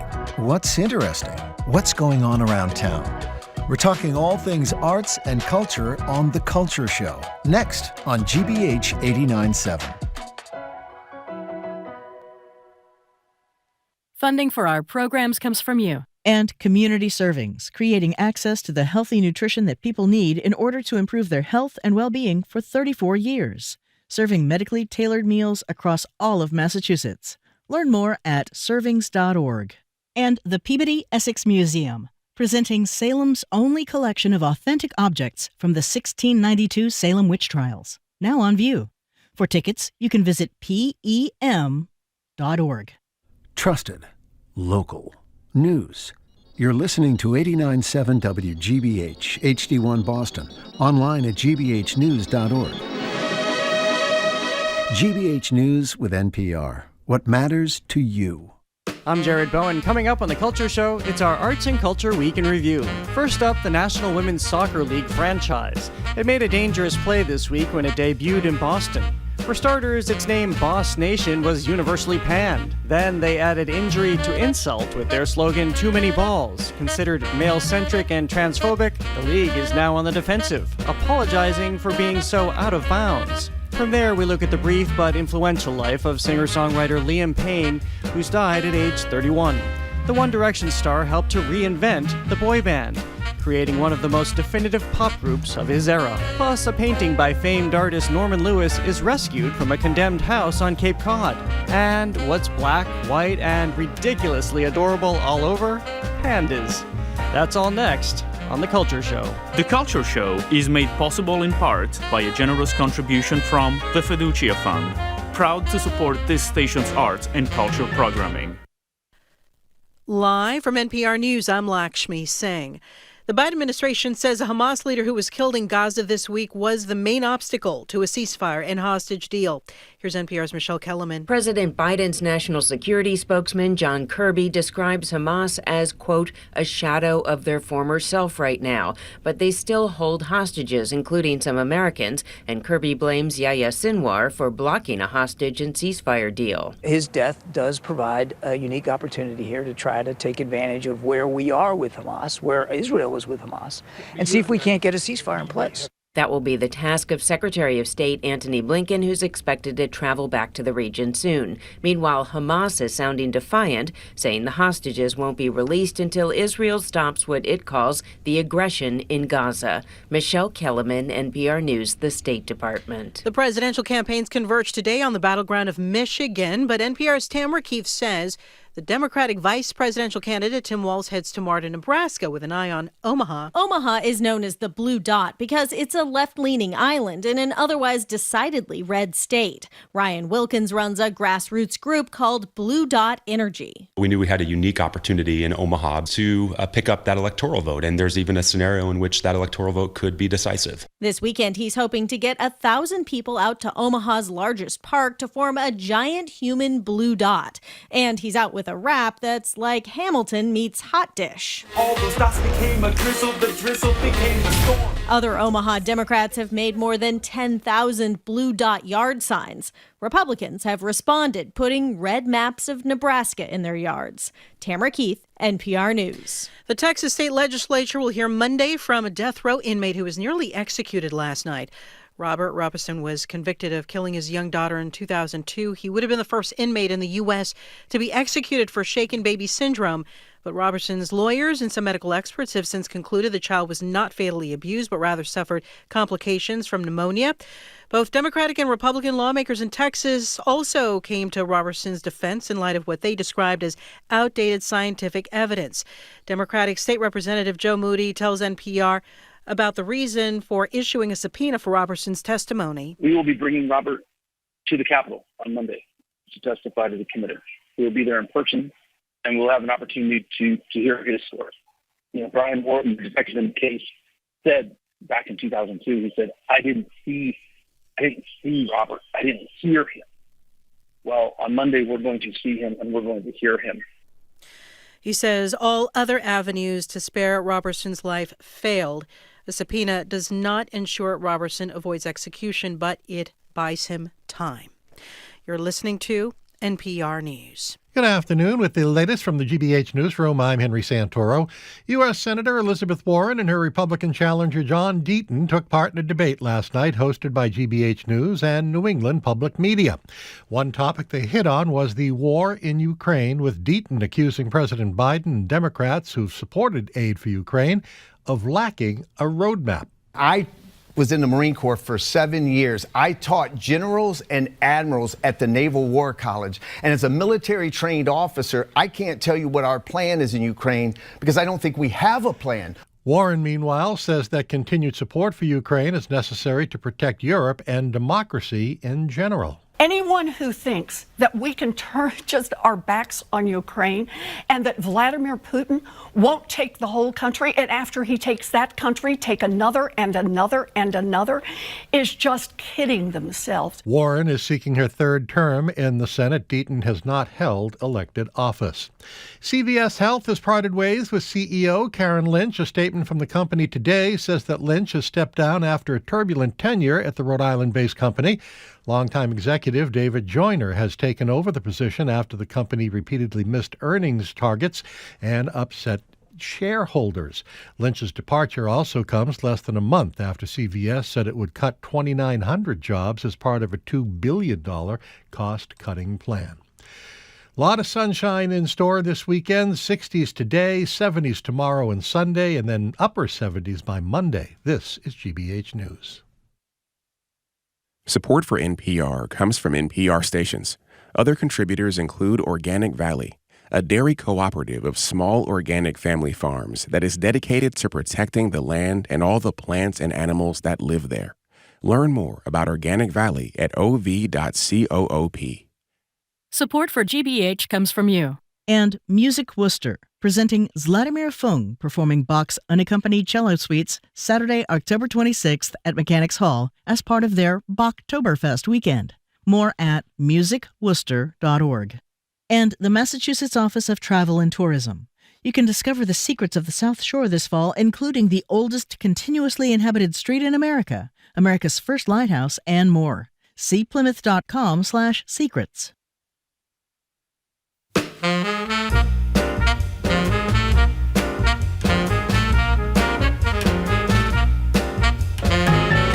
Welcome to the Culture Show, live at the Boston Public Library. I'm Jared Bowen. I'm Callie Crossley. And I'm Edgar B. Herwick III. It's time for our Arts and Culture Week in Review.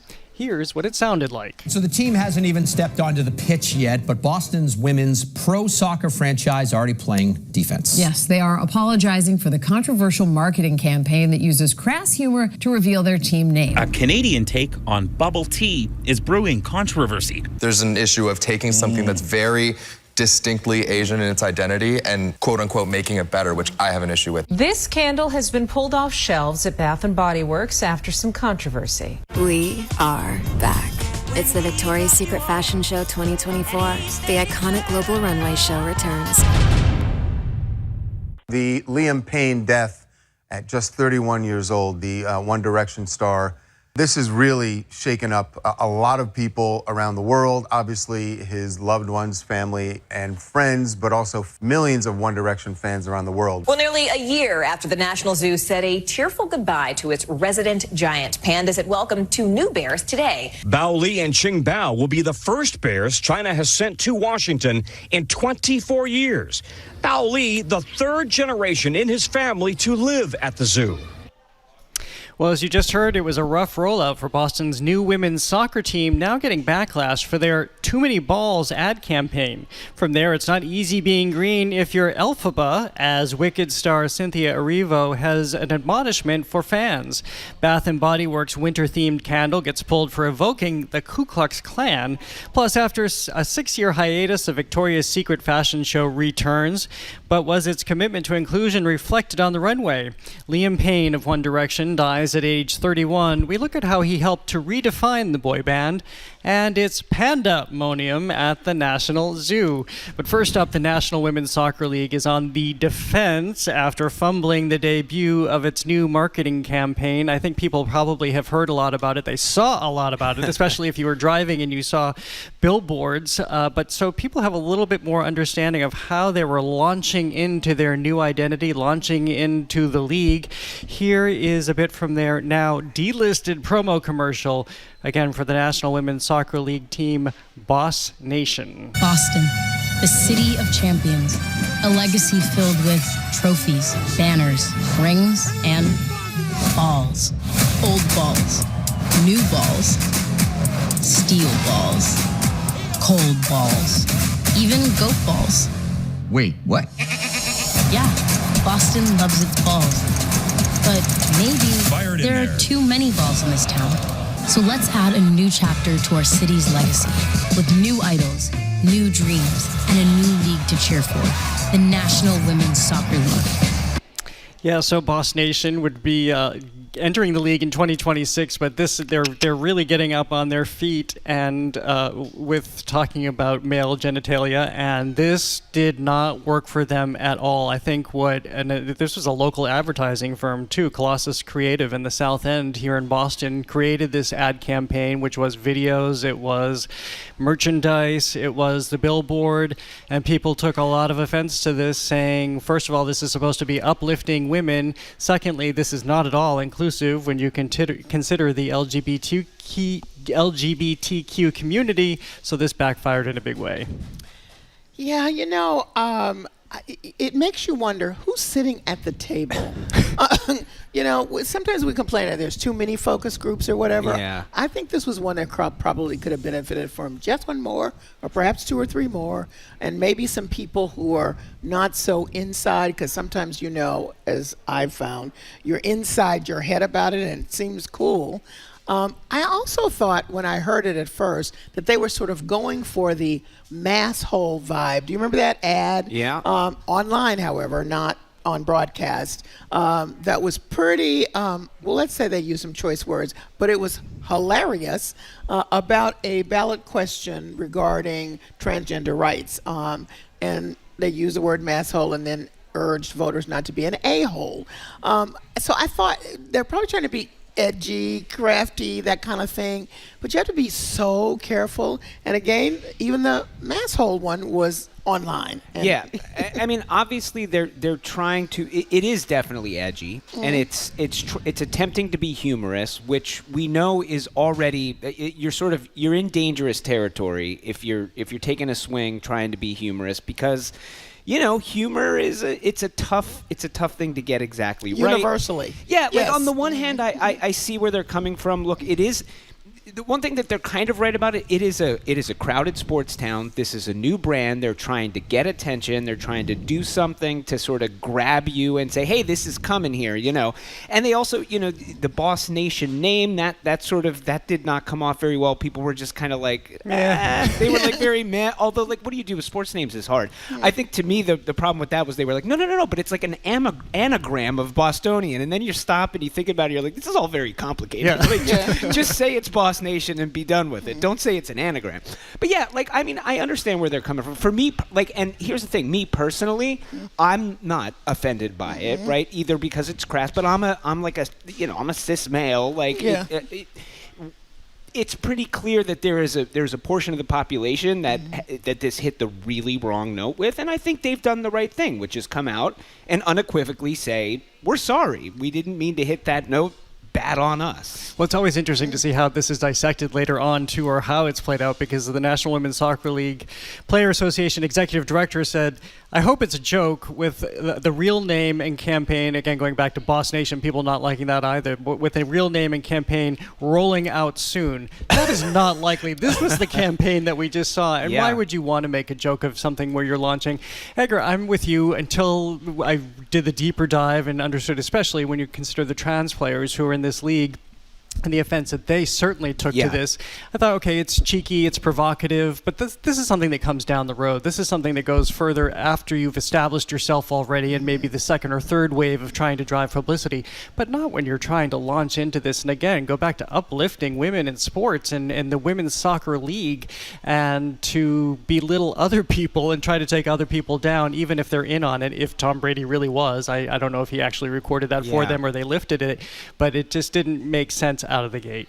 I think the word we haven't used here is inclusivity, which is what their expressed mission as part of it. So if you end up with a situation where people do not in fact feel included and they feel the exact opposite, then that's a problem, obviously.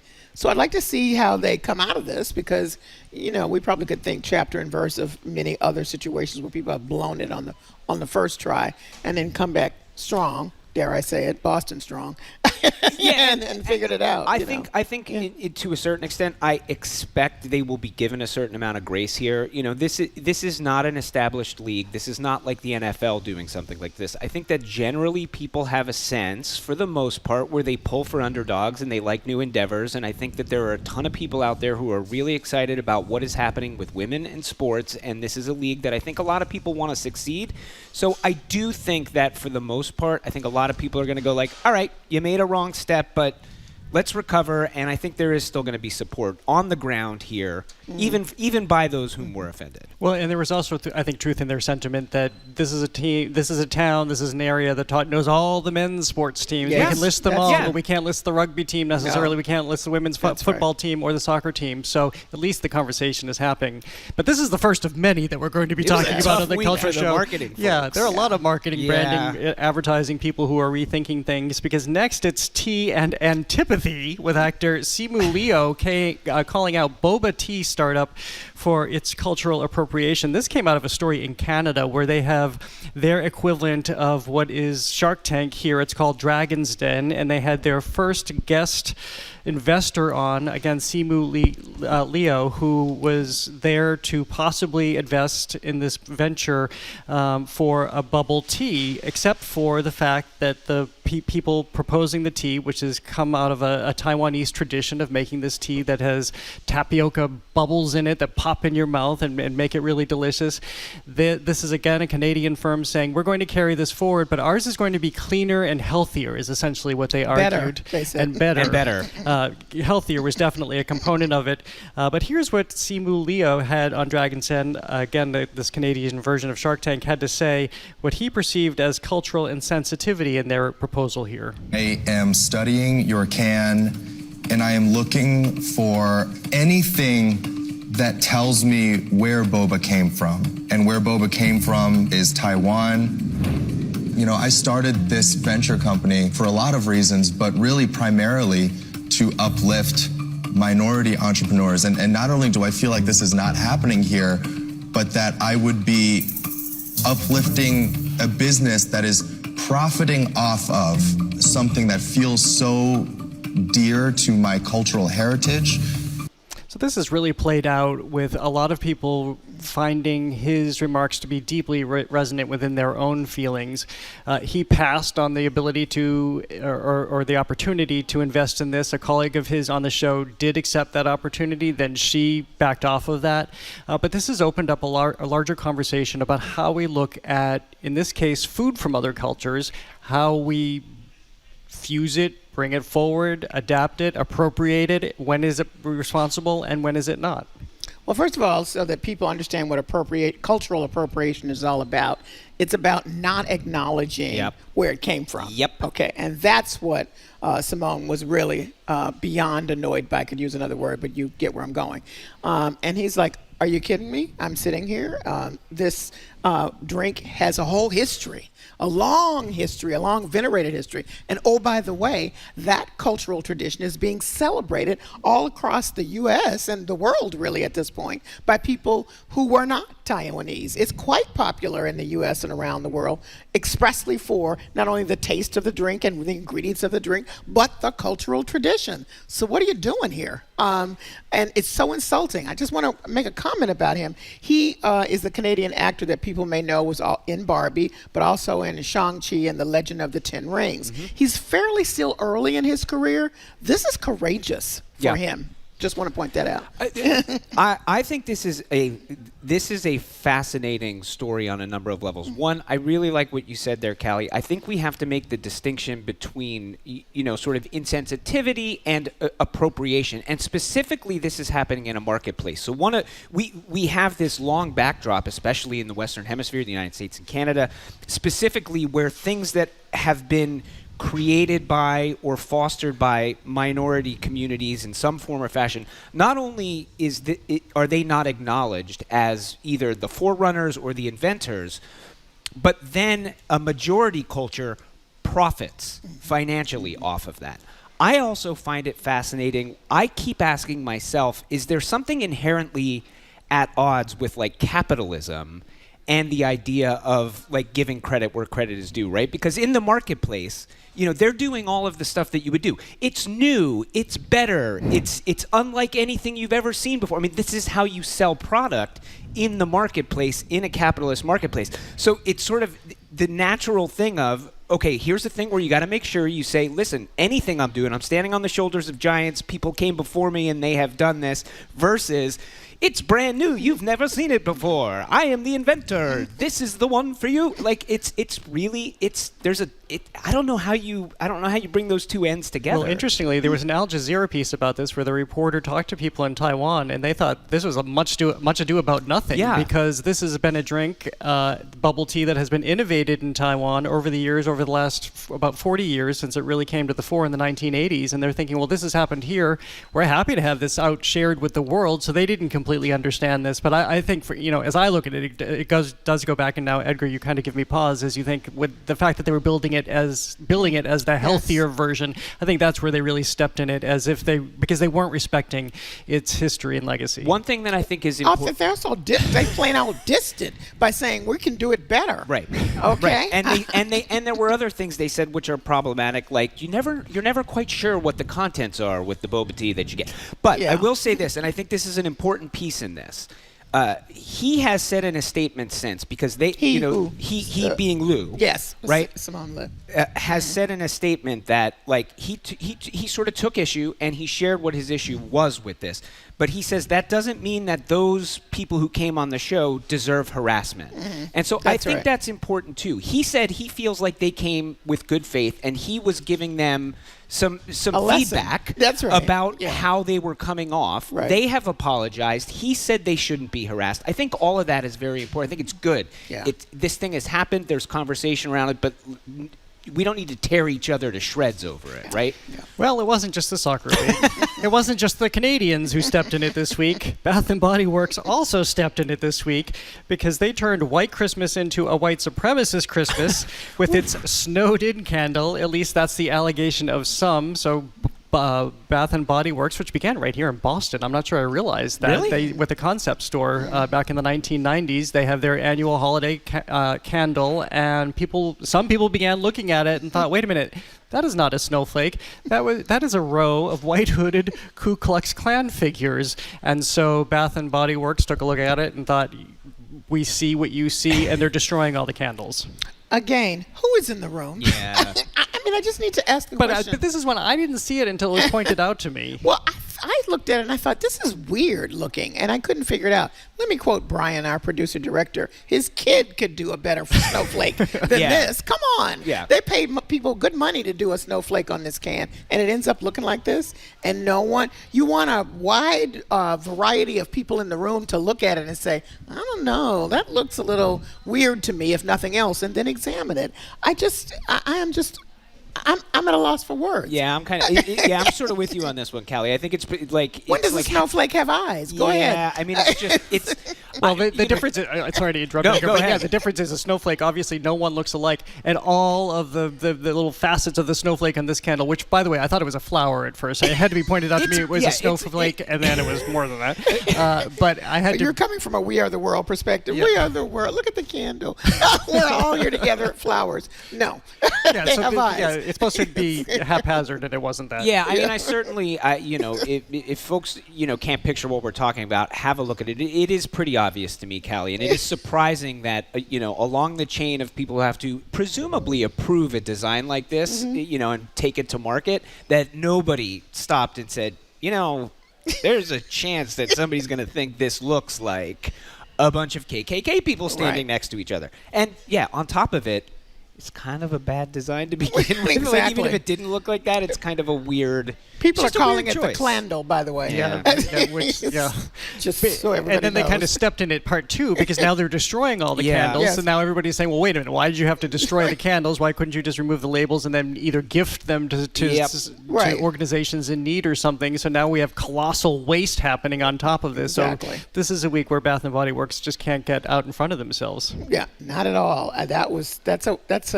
The clandle, I guess if you still have one, though, if you got one, it's probably going to be kind of an historic memorabilia it's going to be worth piece money, down which is down the line. bizarre, too. Yeah, I know. Speaking of capitalism. Yeah, I'm not sure I want to be putting that on eBay or whatever. And, well, we're still not done, although this does not involve a corporation. This is fandom this time, because this week we learned that Cynthia Erivo is offended by a poster for the upcoming film adaptation of Wicked, which a Wicked superfan edited. So there is an iconic image of Wicked, the musical, the theater musical that has been on Broadway for a really, really, really long time now. And so when the poster for the film was released, the film will be out next month,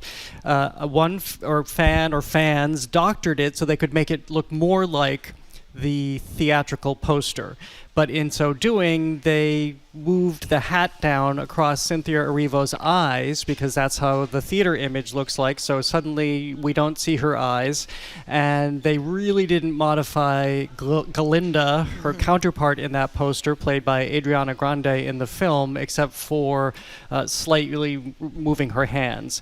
They also changed Cynthia Erivo's lipstick, so it again looks more like the theater poster. Cynthia Erivo looked at it. She posted on Instagram that she considered herself being disrespected and erased here because it was very intentional on her part to look into the camera for this. And this has caused quite an uproar. As well it should. I thought her comments were really strong. She says, I am a real-life human being who chose to look right down the barrel of the camera to you, the viewer, because without words, we communicate with our eyes. So, in fact, you can't see her eyes at all. She just looks like, half of a person, half of her face there. And then you can see, of course, all of Ariana Grande, well, from one side. So, people just don't think about these things. And I don't know what the person, you say it was because to match the Broadway production. Was it? I don't know. I mean, I don't know. I think it was. I mean, I think it's pretty clear when you look at it, right? As Jerold was saying, that Broadway poster, that image, which is an illustration, we should say, right? And that's the not the people, not the real people. It's pretty clear to me, it appears that is what the person was trying to make it match. And maybe they're trying to make a comment of, like everybody feels ownership over stuff. So people who love the Broadway show and are worried that the movie's going to get the Broadway show wrong might be showing their knowledge of the Broadway thing by making it look more like that. But I put this in the camp of kind of like we were talking about with what happened with the Canadian Shark Tank. This happens, and she expresses herself. This is one of those things where social media can be good. And she says, hey, so this is what it felt like to me when you did that thing that you probably weren't thinking about. That's my generous read, that you were not aware that when you did that, hey, first of all, I'm a person. Second of all, this is what that made me feel like. Now you know. And let's not forget to put on the table that just her being cast in the role, she's received all kinds of other, to your point, not generous comments about her inheriting the role from the Broadway production. So, we should point out because she's a black actress. Because she is a black actress. And she chose in this moment not to review that, But Yeah. but these comments are in the context of having been under attack, Yes. and I will use that advisedly for just portraying the role. So, the context is very important as always in these scenarios. So she's feeling deep hurt on several levels. Yeah. And she chose to acknowledge the one that's the most obvious one, but in fact, we're making a racial comment here, and we need to acknowledge that. Yeah. Yeah. And I agree. I think this is probably the most productive conversation. I really don't want to sound like a Pollyanna here, but I really, knowing what Wicked represents to people and how much people love this property between the books written by Gregory Maguire, Massachusetts resident, and then the beloved theater show, which is still running on Broadway. That's how beloved it is. And this very, very, very eagerly anticipated film. I think people just wanted to see it in that light because this is a lineage that they really, really love and trust. And but now I think it's made clear. And she's also making it clear we're moving this on because I'm sure the next conversation to come out, well, this is not quite like the musical, It's gonna happen. and the Yep. musical is Absolutely. not quite like the book. So there will be an evolution to this. Yeah. Well, you're listening to our Arts and Culture Week in Review, live from our GBH studio at the Boston Public Library. Next, the legacy of and the lament for Liam Payne. This is The Culture Show. Stay with us. The Culture Show is made possible in part by a generous contribution from the Fiducia Fund, proud to support this station's arts and culture programming.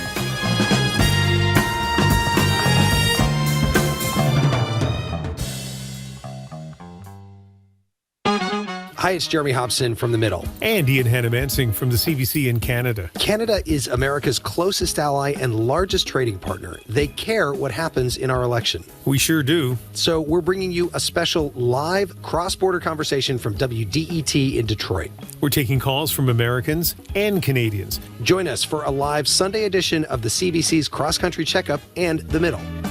Sunday afternoon at 4 on GBH 89.7. Funding for our programs comes from you and the law firm of Davis Malm. Their family attorneys are committed to your family matters. Learn more at davismalm.com. That's DAVISMALM.com. Davis Malm. Lean, agile, strategic. And Atlantic Design Center by Eldridge Lumber and Hardware, committed to helping you achieve your vision for a new kitchen or bathroom and guiding you from design to completion, with showrooms in York and Portland, Maine. AtlanticDesignCTR.com. I'm Arun Roth. Coming up on GBH's All Things Considered, we'll hear how the campaigns are making their final arguments for and against Question 1, the ballot measure to audit the Massachusetts legislature. Today is day one of the Head of the Charles Regatta. This year, more than 11,000 rowers are expected to participate. And on this week's Joy Beat, a BIPOC community event in Roxbury celebrates the healing power of the arts in the wake of grief and trauma. Those stories coming up at 4 on GBH 89.7.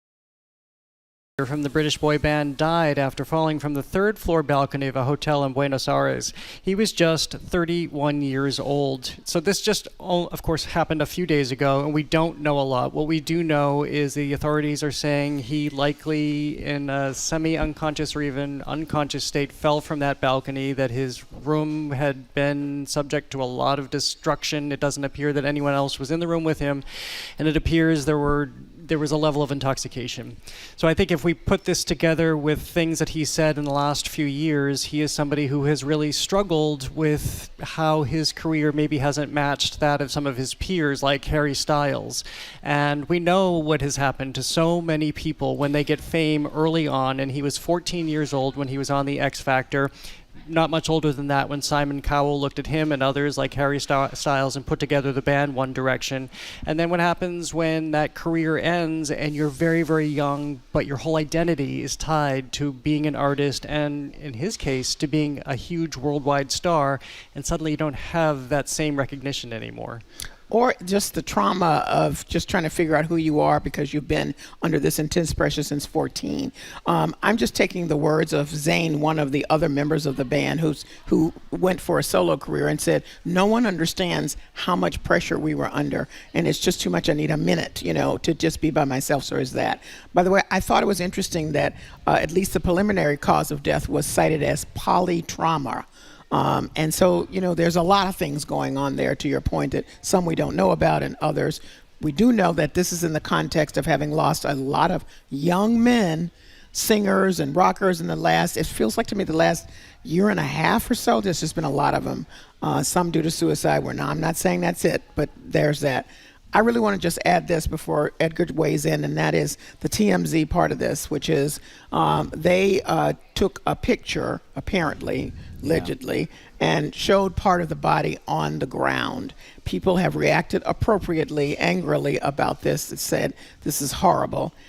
Just want to point out that this is something they did that I guess they were chastised by the police when Kobe Bryant's crash happened as well. So they've trafficked in this before, so that adds to the sadness and the horror of this incident. Yeah, well, I mean, the TMZs of the world are sort of part of this entire ecosystem that creates the fame, but also creates the pressures around all of these people involved. I mean, this is obviously a very sad story. This is obviously a situation, where regardless of the fame, drugs and alcohol in people are an issue, and families and people deal with them, and people succumb to these things, and that's awful. The boy band thing, the worldwide fame thing, that is clearly very difficult. I keep thinking there's a story where, and it's a little different because I think you're talking about people who were a little older at the time, but there's a story, Radiohead, the band, and Tom York from Radiohead really went through some stuff when they became globally huge. Sort of like was going off the rails. And he talks about how Michael Stipe from R.E.M., who had gone through that a few years earlier and blowing up on the global stage, kind of became like something of a mentor to him in this and would give him advice. And Michael Stipe tried to do the same thing for Kurt Cobain. And I just hope for the people who are in this world, you hope that they're the only people who can help each other through it, right? The Beatles talk about it too. They're like, we're the only people who were going through it. So there's only 3 other people in the world that I can talk to about this specific kind of problem that I have. Edgar, I was going to just chime in on that. But before we do that, I want to play a little bit more from Liam Payne, just again so we can understand his talent and how he did try to take this forward as a solo career, and initially successful. But here's Liam Payne in the opening bars of One Direction's first single, 2011's What Makes You Beautiful.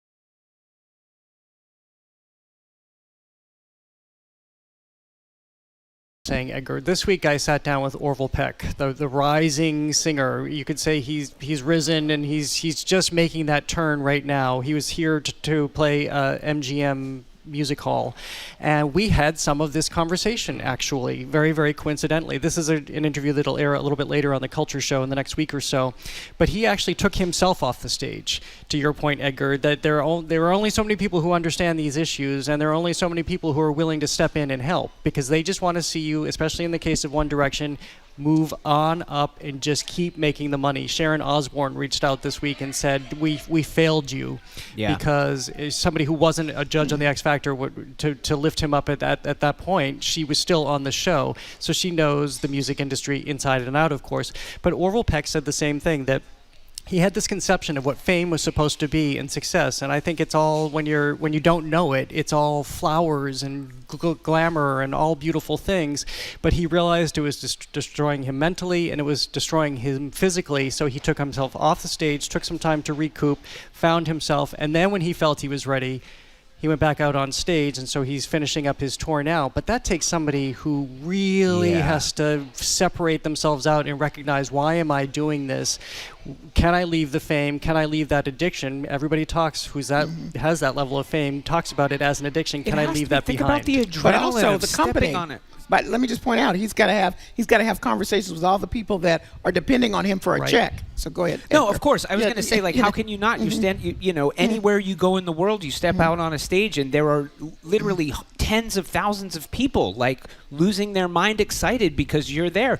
I cannot imagine what that does to you over time, especially if you come, and we see it time and again, especially if you come to it at a young age. I mean, you're so, because you're not ready. You're just forming as a human when you're that age, and the idea that it's imbued with that completely unnatural amount of attention, it's just got to be hard. Yeah, it's so upsetting because he needed the support, and clearly it wasn't there for him in this case. Well, next we're talking about Victoria's Secret, because after a 6-year hiatus prompted by the hashtag #MeToo movement, their Victoria's Secret fashion show returned to the runway this week, but it didn't look like the Victoria's Secret fashion shows of the days of yore, because a word we were using earlier, there was inclusivity here in seeing women of all ages, of all body types, and identities finally taking the stage with none other than our beloved Cher. She's become an unofficial icon of the culture show here performing. But it's very interesting to look at how this show, and can this show return in a new climate? Well, that's yet to be seen, and some have criticized the show, saying it was performative around the inclusivity issues. I don't know.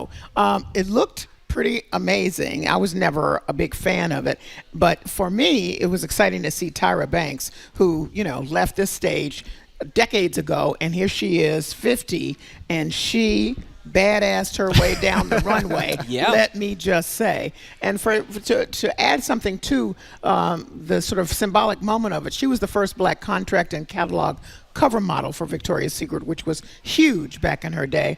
There were others in her class, meaning other people around the time that she was on the runway for them that were there too. So it was really quite something. Now, I don't know what they can do beyond this. Maybe it's an every now and then thing. I don't know. But it was kind of, as a cultural moment, it was a moment. Yeah, I mean, clearly, this is, I am not the audience for this, nor was I through its heyday, I don't think. I mean, I guess on some level I sort of was, right? But not, not necessarily, I don't know. I have gone most of my life not caring about the Victoria's Secret runway show. We give you know permission. What I'm saying? But it seems like this is. I can't separate that this is a giant brand from the fact that it's a piece of the culture, and that there's a lot of stuff like that. Coca-Cola, pick your things. Brands want to sort of become a cultural icon, and this is one of those, right? But it is also it's a brand that was barking up the wrong tree for a number of years. Clearly had to put the brakes on, readjust. Say what are we in the current world that we're in, and they've clearly at least they're attempting. Maybe it's for the right reasons, maybe it's purely for money reasons. It kind of doesn't matter. They're trying to find a foot in the marketplace again and remain culturally relevant. This is clearly at least a step in the right direction. Whether they become what they were, step down the runway in the right direction. Well, I think it also signifies what we've talked about on the show, that the sex is back in main culture, mainstream culture too. It had gone away for a while, but now people are being more overt with it, and I agree. We'll see where it goes. It's not on a broadcast channel, by the way. This was on Amazon Prime Live. By the way, I think it's a good thing that we're sort of grappling with how does sex come back, and how do brands like this come back. I think it's a good thing that nobody's really sure, and we've got to kind of tiptoe our way through this. All right, well, coming up, the National Zoo is getting bamboozled by way of a giant panda pair who are back in the United States. That's next on our Arts and Culture Week in Review, live from our GBH studio at the Boston Public Library.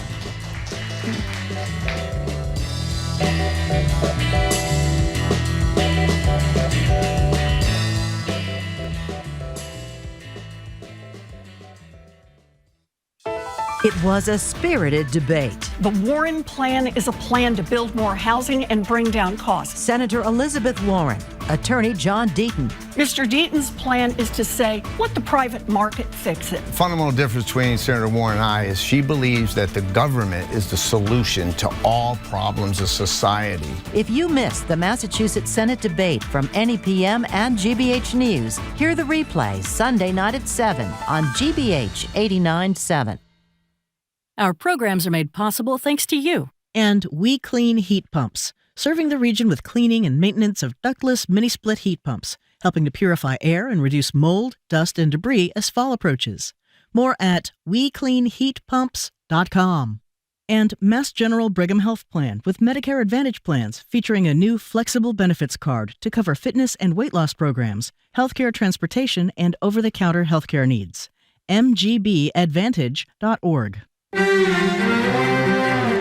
Asian American stories can be hard to find in the catalogs of major U.S. publishing houses. Asian Americans deserve to have like a full range of things that represent Asian America. Now there's a publisher dedicated to elevating those voices across genres. Third State Books. That story next time on The World. This afternoon at 3, here on GBH News 89.7.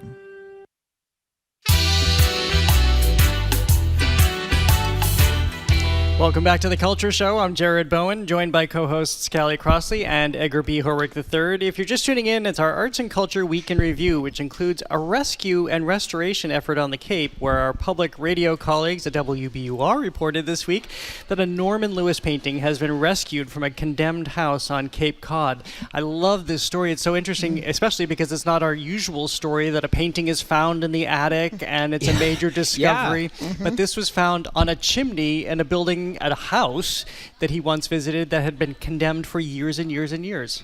And the people who inherited the property, their sisters, Drew and Callie Bass, Callie, as it turns out. Nice name. Yeah. Knew that it was there. And so when it became clear that they were going to knock down the whole house, they reached out to an art expert to help them do this. Now, the painting on the inside of the chimney has been estimated at $500,000. For those of us who are in love with Norman Lewis and have been, I own a piece of his work.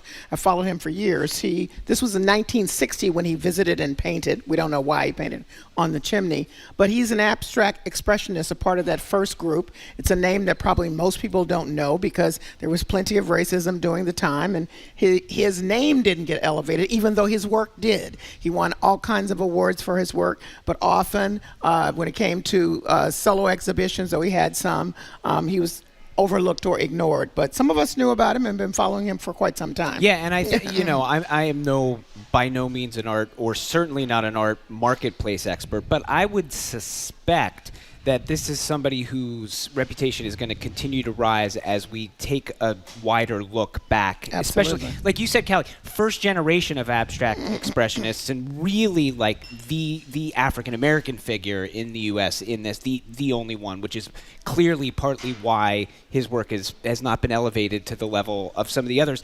One of the other things, that's interesting about him, both artist, yes, but also teacher and activist. And he was a founding member of this group of artists, Spiral, which we've talked about this here on the Culture Show, that famous 1968 exhibition, Harlem on My Mind, at the Metropolitan Museum of Art that really missed the mark. That group was the first one, not the second. The first one, not right. the one, the recent that's one. right. Yeah. The first one in 1968. That group, the Spiral, were really vocal for a long time about that being an issue, and really pushed the idea of, hey, you need to do better. And they some of those building blocks are why we're doing better today. And just one other thing about his turning to abstract expressionism, he did representational work, as many African-American painters did, but he chose deliberately abstract expressionism because he was trying to find a strategy by which to respond to the racism and the boundaries that some others had imposed on him in a different way. Well, he was also a gambler. Yeah. A gambler in the art and a gambler in real lich, which I loved reading about him. Love but a gambler. It gives you a sense of his personality, too, because it was really hard for the abstract expressionists to break away from that which would sell, that which audiences could easily respond to go into abstract expressionism. And I love always finding his work in museums, because you think of Jackson Pollock or Mark Rothko, but Norman Lewis's paintings are so different, and they're very, very filled with atmosphere, and you feel feel like you could almost fall into them. And so, by the way, what they're doing, this was pretty fascinating Yeah. too. They had to figure out a way to remove the chimney. Think how hard that it is. It's a brick chimney, and it's being moved into a gallery, so it will sell, and at least probably for $500,000. I'm guessing at least a lot And more. I love that there's still a lot to uncover about the story here. I mean, they know that he was visiting friends in the house where he painted this, but that's about all they know about this. And we don't even know what it looks like. Yeah. So I'm dying to find out. Anyway. I think I saw one picture where you have just a little bit of a sense. It's time for Follow-Up Friday. Follow-Up Friday. Follow-Up Friday. Follow-Up Friday. Yes, it's Follow-Up Friday, bringing you updates on some of the stories we've been covering, including one that always gets my blood pressure boiling. Yes, it does. That would just be all the climate activists throwing food and all manner of things on paintings. Well, this is not a story about another painting that has been attacked by the climate activists. This is a story where it seems, after an invitation by a bunch of British museum leaders who are tired of this happening, they issued a letter to Just Stop Oil. Just Stop Oil responded, and apparently they're all going to come together and have a conversation about this going forward. Just Stop Oil has promised to leave the soup at home. Yeah. That's pretty amazing. We'll see what happens, because I would imagine at some point they believe that they've been somewhat successful in terms of reducing the kind of oil leases. That was their whole point. They're now shifting to a different emphasis, but I'm surprised that along the way there couldn't have been another kind of conversation, but timing's everything. Yeah, I mean, I think it's obviously good that it's happening. I mean, I think that it's one of the things I find interesting about this is my suspicion is that the people on both sides of this kind of all want the same thing. We're just arguing about the details in a way that, like, maybe we don't have to get this heated about it, right? I think museums largely are saying, hey, there's a lot of really difficult things in the world, and we are a place where people can come and have some peace and have some respite and take a moment and feel okay about themselves, and that's important. And my suspicion is that those activists feel that same way. Now, the activist point is, well, that's because you're suspicious. Yeah, I mean, but their point is, hey, you guys are sort of whistling while the Titanic's going down, and right. In a couple of years, your gallery's going to be overrun with heat and with floods, and you can't just pretend that everything's okay. Yeah, let me just say, of course, I agree with everything that Just Stop Oil is advocating. None of us wants to see the Earth go the direction they're pointing out it is going in, but the museum directors are also saying, look, as you say, Edgar, we are a place of respite, we are a place for people to access, but now you're costing us more because we have to acquire more insurance because of what you've done. People feel less secure in going to museums, and we have to move people further away from the art because of what you've done. So you're ruining our mission here, and you're ruining it for everybody. And by the way, you're attacking things like sunflowers. What sense does that make? Van Gogh's sunflowers. And you're attacking Constable, who was a painter in the 1800s or 1700s who was talking about the impact of climate change in his age. So why, of all artists, would you go after him? And that is the end of my rant. I've done this many times. Yes. So we will keep people posted on this big summit that is about to happen in London. The No Soup Summit. Well, this is a little bit more enjoyable to talk about because the adorable index just spiked in D.C. with the arrival of 2 giant pandas. I happened to be in Washington, D.C. yesterday, and you just happened to? I just happened. Edgar accused me of traveling over with the pandas. I didn't get my picture on the plane like they did on the FedEx plane and the FedEx truck that brought them to the zoo. But speaking of diplomacy, speaking of people coming together, people were wondering after the pandas left the San Diego Zoo, after they left the National Zoo, they went back to China because agreements expired. Was that the end? We know what our relationships are like, or what our relations are like with these two countries, but this suggests maybe something else. It also suggests that there is an understanding by both countries how important this simple diplomacy is. And so I'm happy to see the continuation of it because they are adorable, and it's a big draw for Americans, and it's a way to begin conversations that are often very difficult.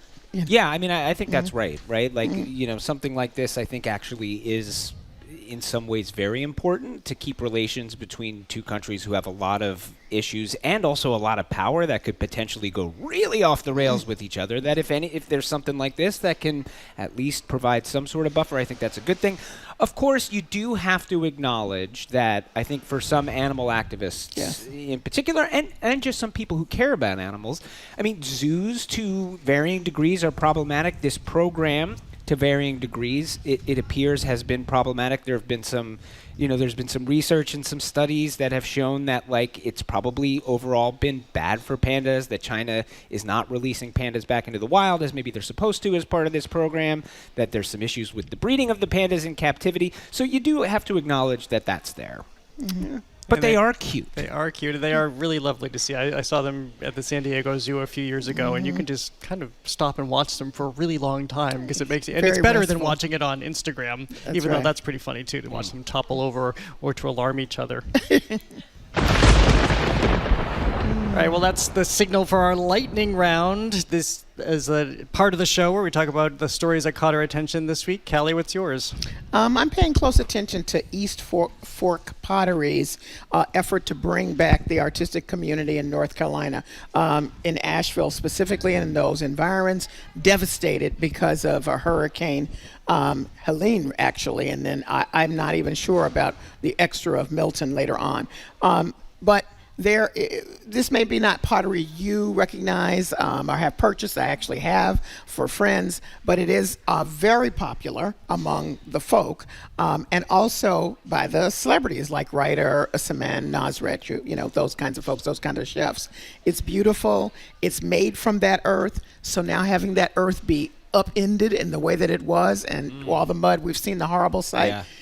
Well, the artists, all these potters just literally were wiped out.